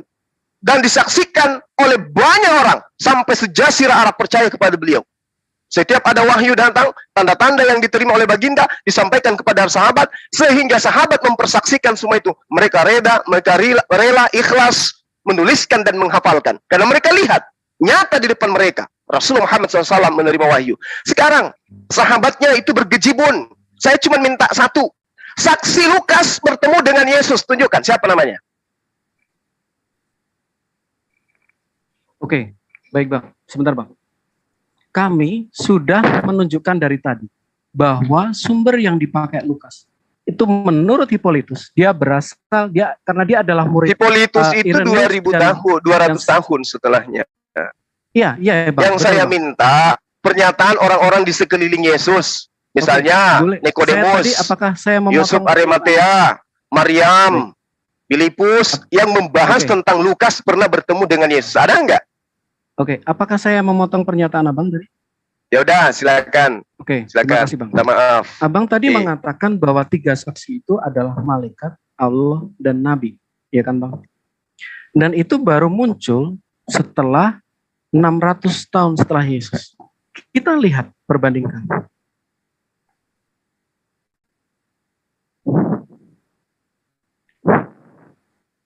Ya. Sebentar sambil Ingat, Mas Bro nanti yang resen saya kasih kesempatan ngomong ya. Biarkan Mas Bro selesaikan argumentasi dulu. Iya. Oke, silakan lanjutkan Mas Bro. Oke. Jadi seperti ini Bang, kita harus luruskan logika ya. secara kesejarahan ya, klaim teologis harus sejalan dengan klaim historis. Saya ulang ya, kalau seseorang mengklaim secara teologis, bahkan dia mengklaim saya ada 3 saksi, maka 3 saksi ini dia akan disebut benar-benar tahu dan benar-benar maha tahu kalau dia sejalan dengan klaim historis. Oke ya, sekali lagi, klaim teologis yang ahistoris itu berarti cacat logis. Oke, aku nggak akan bahas semua, aku nggak akan lari kemana-mana. Ini cuma salah satu contoh, ya. Ini bisa jadi contoh, kemudian sebentar. Nah ini, salah satu klaim teologis yang dilakukan Quran, itu seperti ini. Salah satu aja ya Bang ya. Nah, sementara yang terjadi ada 2 kesaksian bahwa memang di dalam palungan, di dalam gua, gitu loh Bang. Dan itu adalah berasal dari sumber primer, sumber yang asli yang melihat, maksudnya dia bertemu dengan Yesus ya. Orang-orang yang melakukan seperti itu, dia ada pada zamannya Yesus. Lalu, nun jauh kemudian, muncul sumber yang tidak pernah bertemu dengan Yesus, lalu mengatakan hal-hal seperti ini, banyak seperti ini. Please. Jadi ketika sumber yang bentar Bang, sebentar. Ketika sumber yang mengatakan dia punya 3 saksi tadi, kami bilang ya tidak maha tahu karena nabrak data-data historis. Artinya apa? Ini adalah data-data yang ahistoris, tidak sesuai dengan sejarah. Bagaimana Abang langsung tutup mata dan Abang terima itu? Oke, baik. Itu loh Bang. Oke. Silahkan. Justru ini yang saya tanya. Kalau Al-Quran itu error pemberitaannya, berarti kan di kitab, di data Anda itu yang harusnya valid. Kevalidan ini yang saya tuntut. Tunjukkan kepada saya pemberitaannya itu dikatakan valid karena sumbernya dari Yesus. Anda nggak bisa tunjukkan. Sampai sekarang Anda hanya mutar-mutar ke sana kemari. Tunjuk satu saksi yang melihat Lukas bertemu Yesus, itu aja dulu. Supaya Al-Quran ini salah menceritakan Yesus lahir di bawah pohon kurma. Yang benar adalah apa yang diberitakan oleh Lukas. Tunjukkan kepada saya. Baik, sudah Bang. Ya udah, itu aja kok. Nggak usah melebar kemana-mana. Satu saksi. Iya, silakan. Tidak masalah, tidak masalah. Saya seperti ini Bang. Yang saya sampaikan, saya nggak akan berubah. Saya tidak mungkin mengatakan sesuatu di luar data kami. Berarti nggak ada saksi yang bisa Anda tunjukkan. Anda juga tidak bisa mengatakan seperti itu, karena kami memang. Ya udah, kalau begitu tolong tunjukkan saksinya. Siapa? Nikodemus kah? Maria kah? Siapa yang saksi bercerita? Apakah ada di dalam Matius atau di dalam Markus atau di dalam surah mana di dalam kitab Anda yang menceritakan Yesus bersama dengan Lukas berjalan dan ada nggak data itu? Kita sudah sampaikan dari tadi, Bang. Berarti nggak ada? Berarti nggak ada? Nggak, jawab aja dulu. Berarti nggak ada? Sebentar Bang. Karena Abang menilainya kayak misalnya seperti ini. Aku mau di dalam Alkitabku, Alkitabnya Kristen, itu ada ayat mengenai es krim. Nah, ini yang sedang Anda kembangkan logika Anda. Enggak, masalahnya Anda menyalahkan Al-Quran berdasarkan informasi orang. Nah, sekarang orang ini nyampe nggak kepada Yesus? Sebentar Bang. Anda tadi menggunakan, saya selesaikan dulu ya. Anda tadi menggunakan logika, saya pengen ada es krim di dalam Alkitab Kristen. Ya kan? Sementara kami tidak fokus kepada es krim. Kami bahkan. Nah, justru itu kalau nggak ada, bilang aja nggak ada, udah selesai. Nggak usah berpanjang lebar, karena waktu kita ini singkat. Even saya udah jam berapa ini? Udah lebih 2 jam ini. Itu aja yang saya minta, kejujuran saudara saya. Tidak ada saksi melihat Yesus bertemu dengan Lukas. Selesai. Satu aja. Nggak ada ya? Bagi saya, oke Bang, bagi saya. Serta-merta tulisannya diimani sebagai firman Tuhan kan? Tapi tidak ada saksi yang melihat Yesus bertemu dengan Lukas padahal sama-sama manusia. Kita sudah sampaikan data kita bahwa Lukas menurut catatan Hippolytus. Nah, itu 2000 tahun yang saya minta. Kok 2000 tahun, Bang? 200 tahun, sorry. Yang saya minta, ya kurang lebih. Oke. Yang saya minta saksi, sahabatku, supaya Al-Quran ini udah kita simpan deh. Yang benar itu adalah berita Lukas, Karena ternyata Yesus pernah bertemu dengan Lukas, sehingga beritanya itu pasti akurat karena langsung ke sumber dia berhadapan. Ada nggak sahabatku? Tunjukkan satu saksi aja. Ya, Kalau nggak ada, udah kita saya bubar. nggak ada data tentang itu, tetapi itu tidak bisa mengatakan bahwa Lukas itu unvalid. Gitu loh, Bang. Bagaimana Anda mengatakan itu benar dari Yesus kalau tidak Ya, pernah bertemu dengan Karena Yesus? itulah yang disebut, makanya ada Injil sinoptik. Semuanya berarti nggak ada. mengalami kesejajaran paralel. Di situ, Bang. berarti Sementara nggak ada ya? yang Anda bawa, sebentar Bang, sebentar. Dari tadi aku mendengarkan Abang dengan baik. Sementara yang Anda bawa di sini, Anda iklan atau Anda tunjukkan kepada kami, ini data-datanya tidak valid.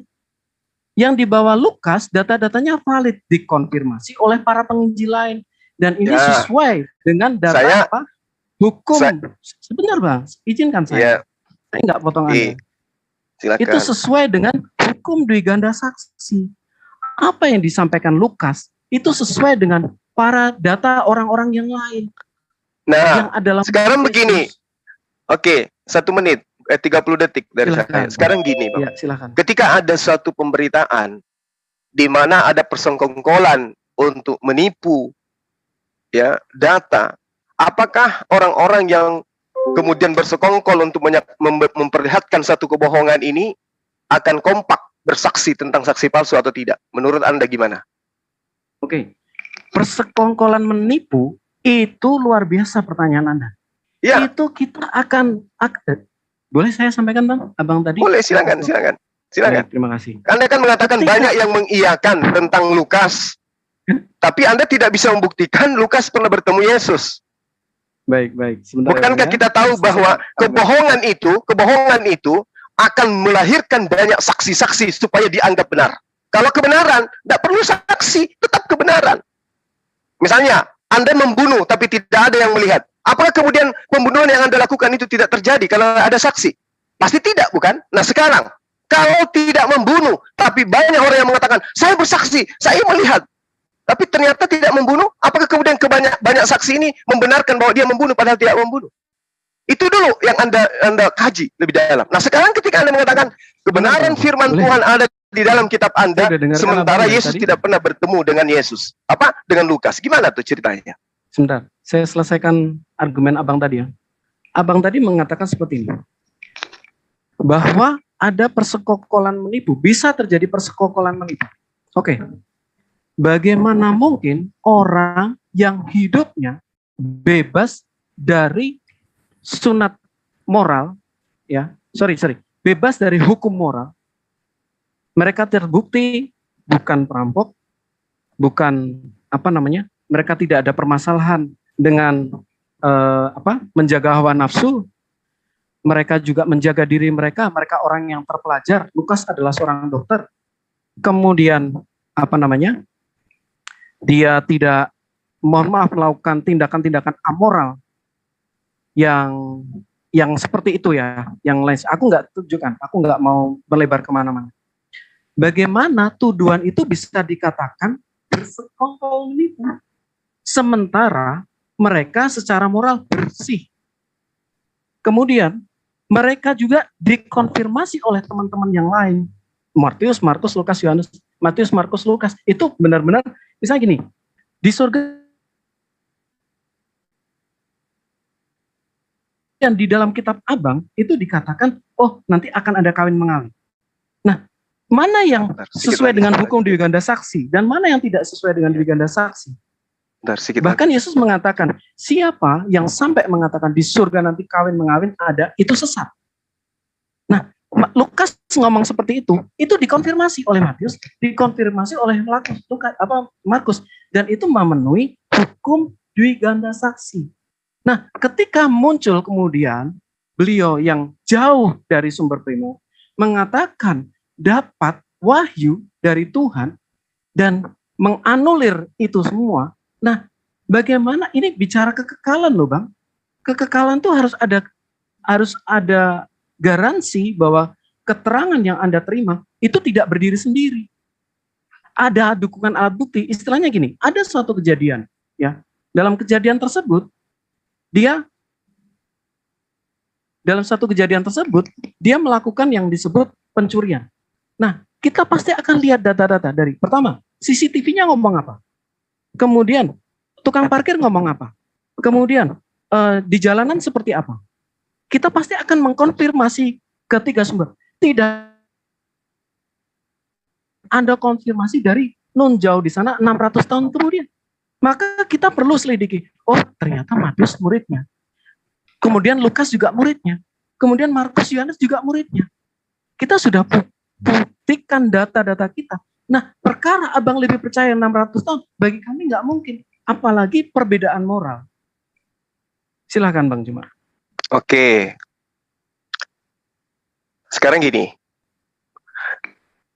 Lukas berkata di dalam tulisannya, Lukas 4 nomor 8. Tetapi Yesus berkata kepadanya. Ini Lukas, kapan dia melihat Yesus berkata demikian? Oke, saya sampaikan ya. Tapi Yesus berkata kepadanya, oke, kita lihat Lukas pertama dulu. Bagaimana Lukas itu ditulis? Ya Bang ya? Enggak, simple.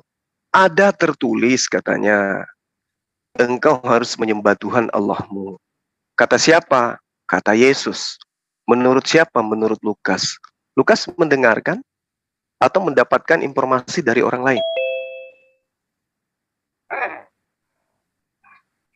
Jadi, seperti ini Bang. Memang kalau yang namanya kitab kami, itu tidak bisa dicopot potong. Kita harus lihat background-nya. Itu logika. Ini kita berbicara mata rantai. Iya. Ini bukan muatan kita. Lain kalau muatan kita nanti kita akan bahas itu. Saya minta temanya nanti antara Anda dengan saya. Yesus lahir di bawah pohon kurma atau di dalam kandang binatang. Itu yang akan kita bahas ke depannya. Oke? Tolong dijadwalkan. Nah, itu baru masuk ke isi. Sekarang ini mata rantai pemberitaan. Yesus itu sang firman.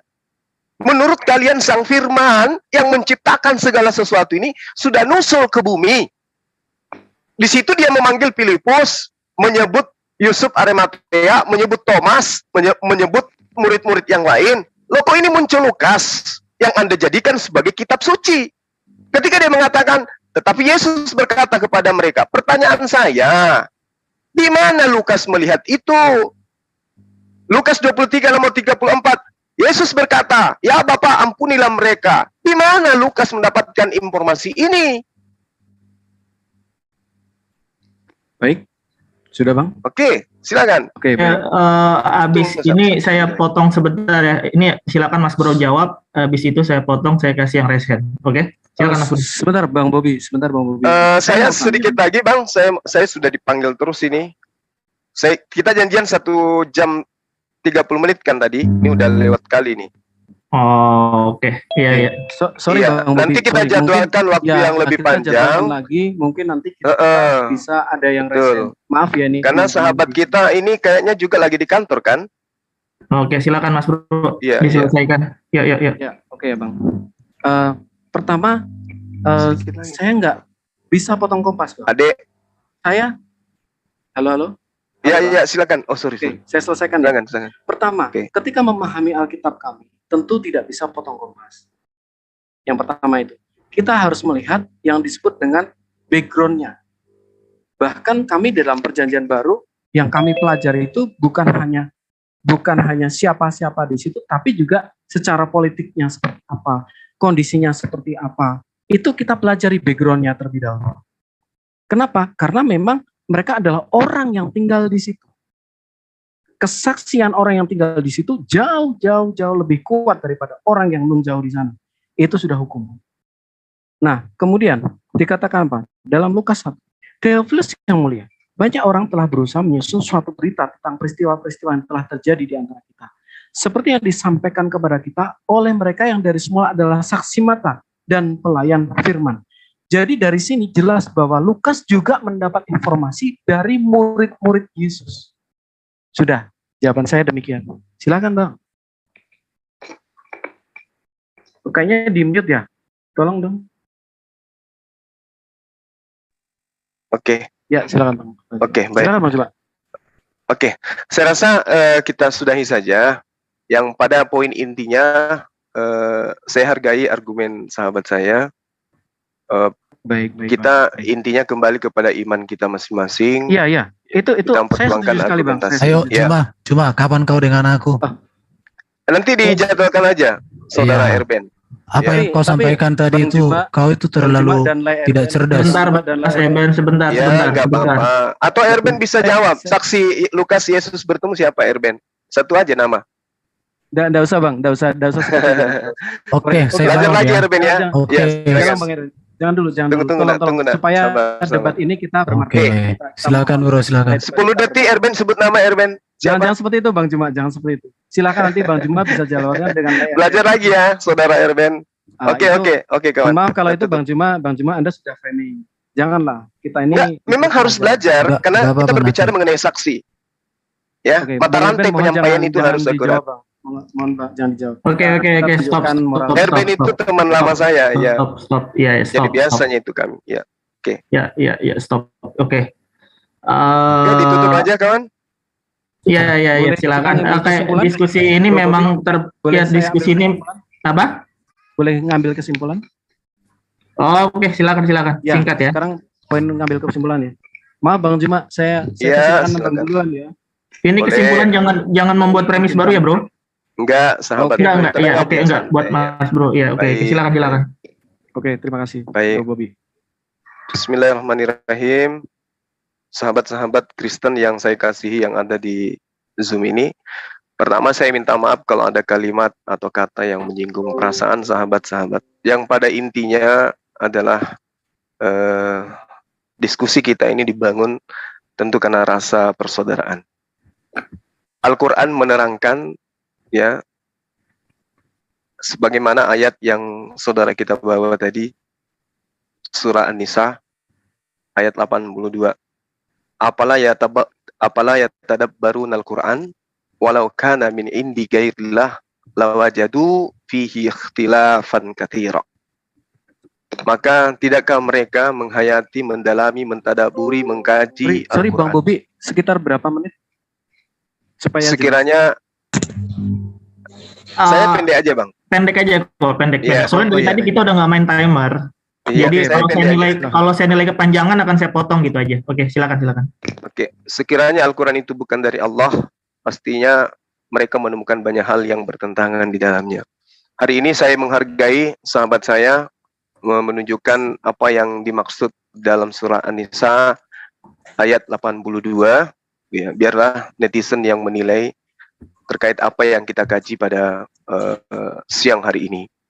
Lalu kemudian terkait dengan Al-Quran, Al-Quran itu menceritakan perihal yang kemudian kami imani sebagai wahyu dari Allah, di mana mata rantai penyampaiannya itu dari sumber baginda Rasulullah Muhammad SAW sampai kepada kami umat Islam itu tidak diragukan keabsahannya atau kesahihannya.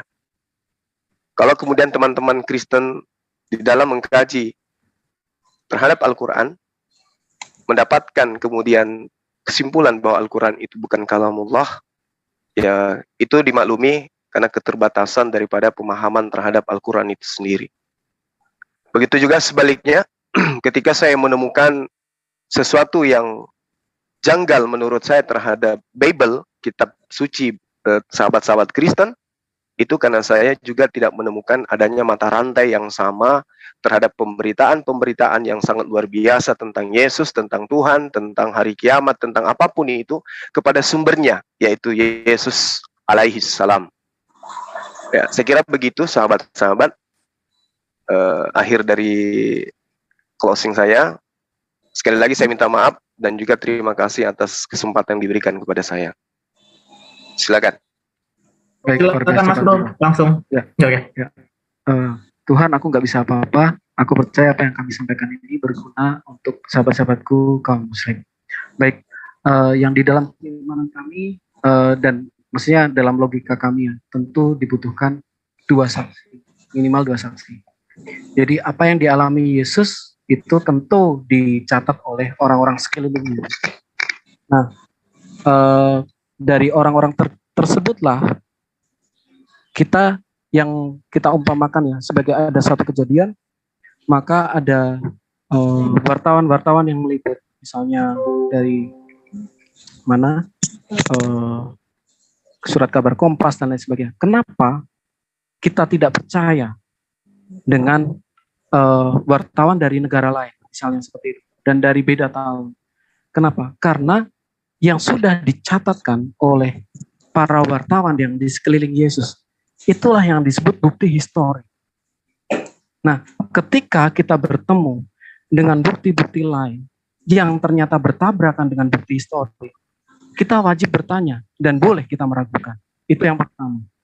Kemudian yang kedua, dari hal yang hamba sampaikan tadi mengenai temuan-temuan kami, mungkin nanti juga bisa dipelajari ya teman-teman kami, mungkin juga bisa diberikan bantahan. Silahkan, biasanya teman-temannya Bang Juma bisa memberikan bantahan.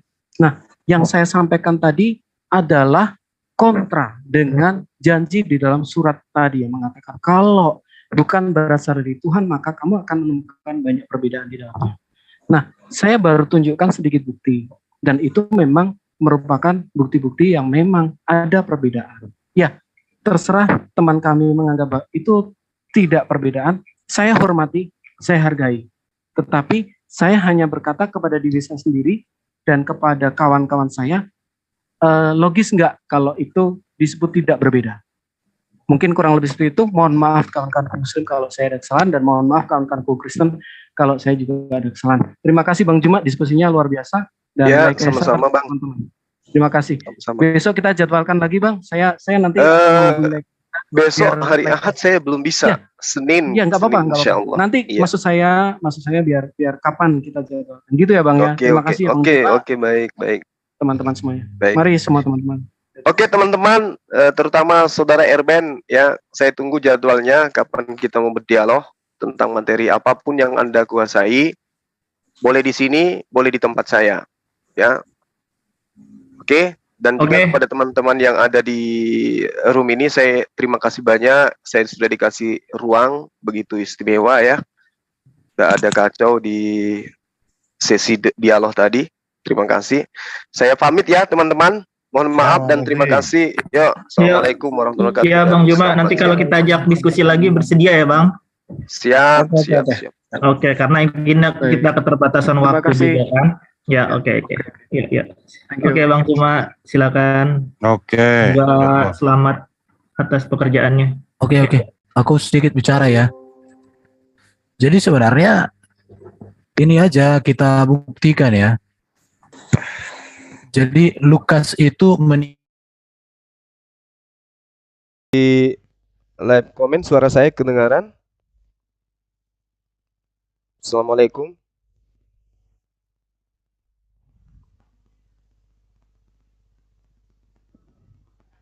Suara saya kedengaran sahabat-sahabat? Cik.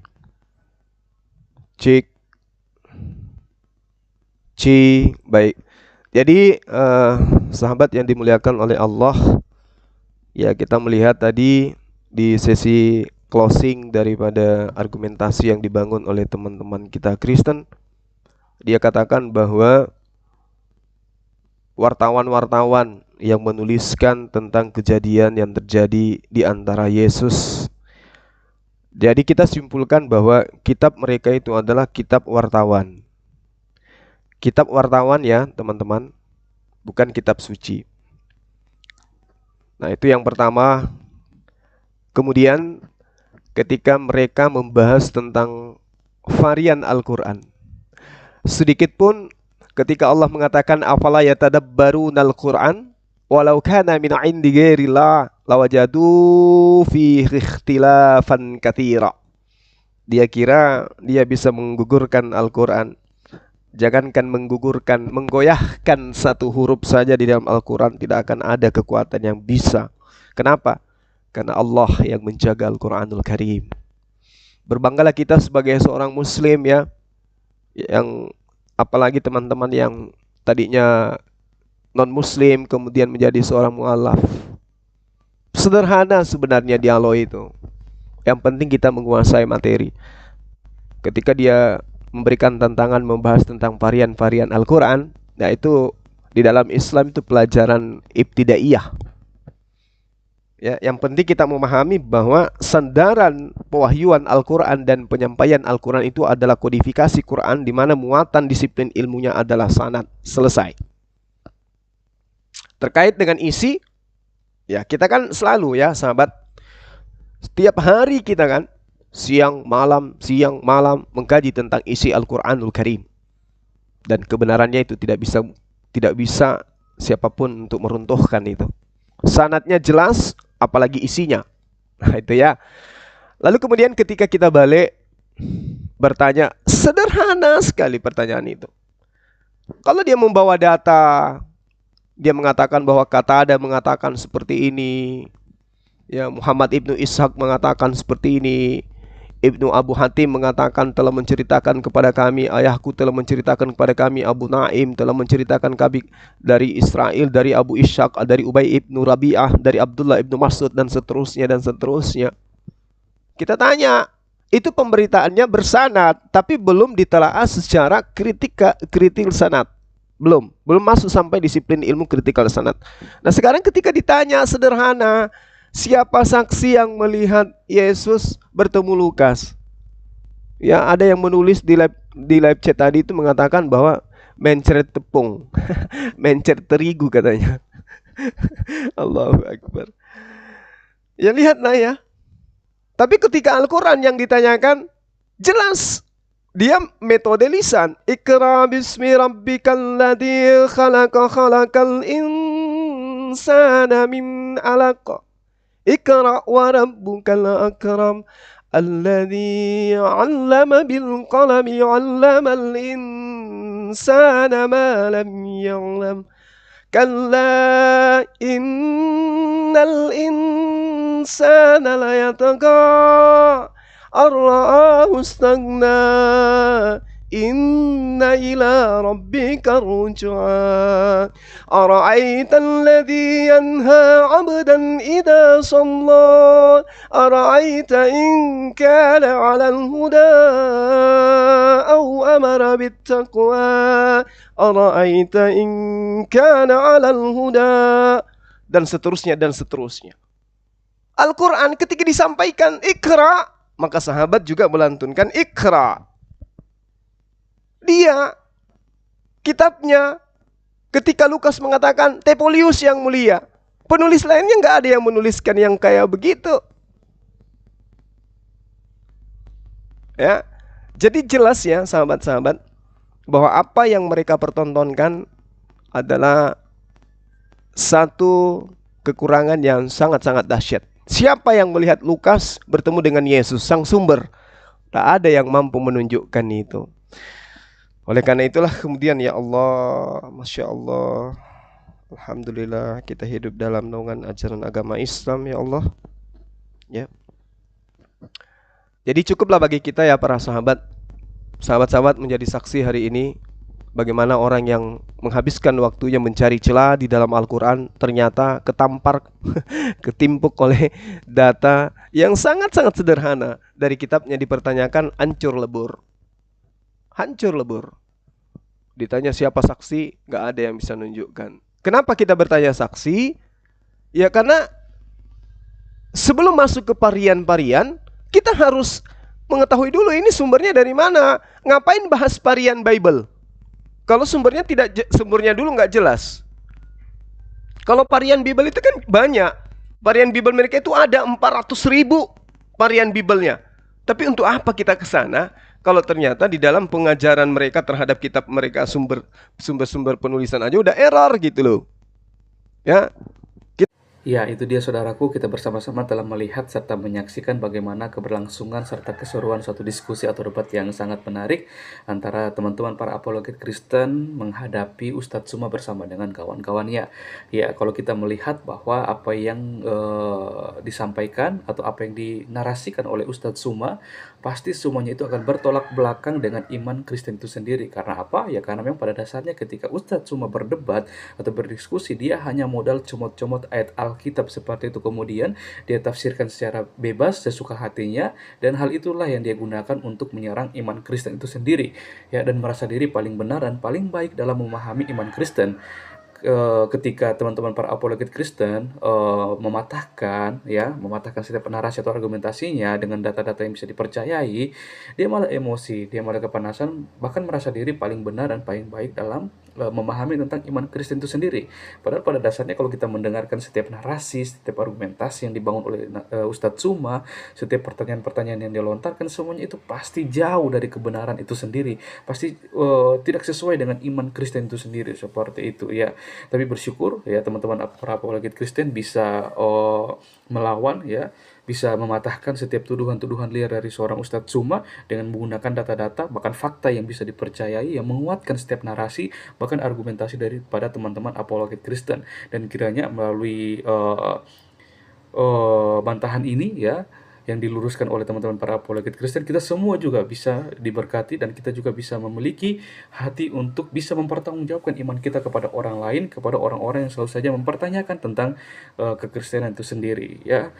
Oke saudaraku, satu bagian firman Tuhan yang sangat memberkati saya yang ingin saya bagikan untuk kita semua di hari ini terdapat dalam Injil Matius pasal yang ke-11 ayat yang ke-28 sampai ayat yang ke-30. Di situ dikatakan, "Marilah kepadaku semua yang letih lesu dan berbeban berat, aku akan memberikan kelegaan kepadamu. Pikulah kuk yang kupasang dan belajarlah padaku, karena aku lemah lembut dan rendah hati, dan jiwamu akan mendapat ketenangan. Sebab kuk yang kupasang itu enak dan bebanku pun ringan." Oke, saudaraku yang terkasih, dalam hidup setiap orang pasti pernah merasa yang namanya lelah atau letih. Ada yang lelah karena pekerjaan, mungkin masalah keluarga atau tekanan, atau juga ekonomi, sakit atau pergumulan yang lainnya. Seringkali kita berusaha menyelesaikan semuanya itu dengan kekuatan sendiri, tetapi justru semakin merasa terbebani. Melalui Matius 11 ayat 28 sampai 30 ini, Yesus mengundang setiap orang untuk datang kepadanya. Ini tidak menjanjikan hidup tanpa masalah, tetapi ia menjanjikan kelegaan dan ketenangan bagi jiwa kita. Ketika kita menyerahkan kekhawatiran, ketakutan, dan beban hidup kepadanya, kita tidak lagi berjalan sendirian. Yesus juga berkata agar kita memikul kuk yang dipasangnya dan belajar darinya, karena ia lemah lembut dan rendah hati. Artinya, kita diajak untuk menjalani hidup dengan mengikuti teladan Kristus, bukan mengandalkan kekuatan sendiri. Kuk yang diberikan Yesus bukan untuk memberatkan, melainkan untuk menuntun kita sehingga beban hidup terasa lebih ringan karena berjalan bersama dengan kita. Pesan yang saya dapat dari sini yaitu, yang pertama, datanglah kepada Yesus dengan segala beban hidup, jangan memendam sendirinya. Belajarlah dari kelembutan dan kerendahan hati Kristus dalam menghadapi setiap persoalan. Dan percayalah bahwa Tuhan sanggup memberikan damai sejahtera yang tidak bergantung kepada keadaan. Ya Bapak Ibu yang terkasih dalam nama Tuhan Yesus Kristus, ya firman ini sungguh sangat luar biasa. Ya, sungguh sangat luar biasa, di mana Yesus mengajak kita semua mengajak kita semua untuk datang kepadanya. Ini merupakan suatu undangan yang spesial untuk kita boleh datang kepada Yesus. Ya, maka dari itu setiap kita mungkin yang saat ini sedang mengalami atau menghadapi suatu persoalan atau masalah atau beban yang begitu berat untuk kita pikul, mari kita datang kepada Yesus, kita curahkan semua kepada Yesus. Karena kita tahu, kita yakin dan percaya bahwa Yesus akan memberikan jalan keluar yang terbaik menurut Yesus itu sendiri. Oke saudaraku, mungkin sekian video dari saya di hari ini. Sampai berjumpa di video-video saya selanjutnya. Kiranya Tuhan Yesus memberkati kita semua.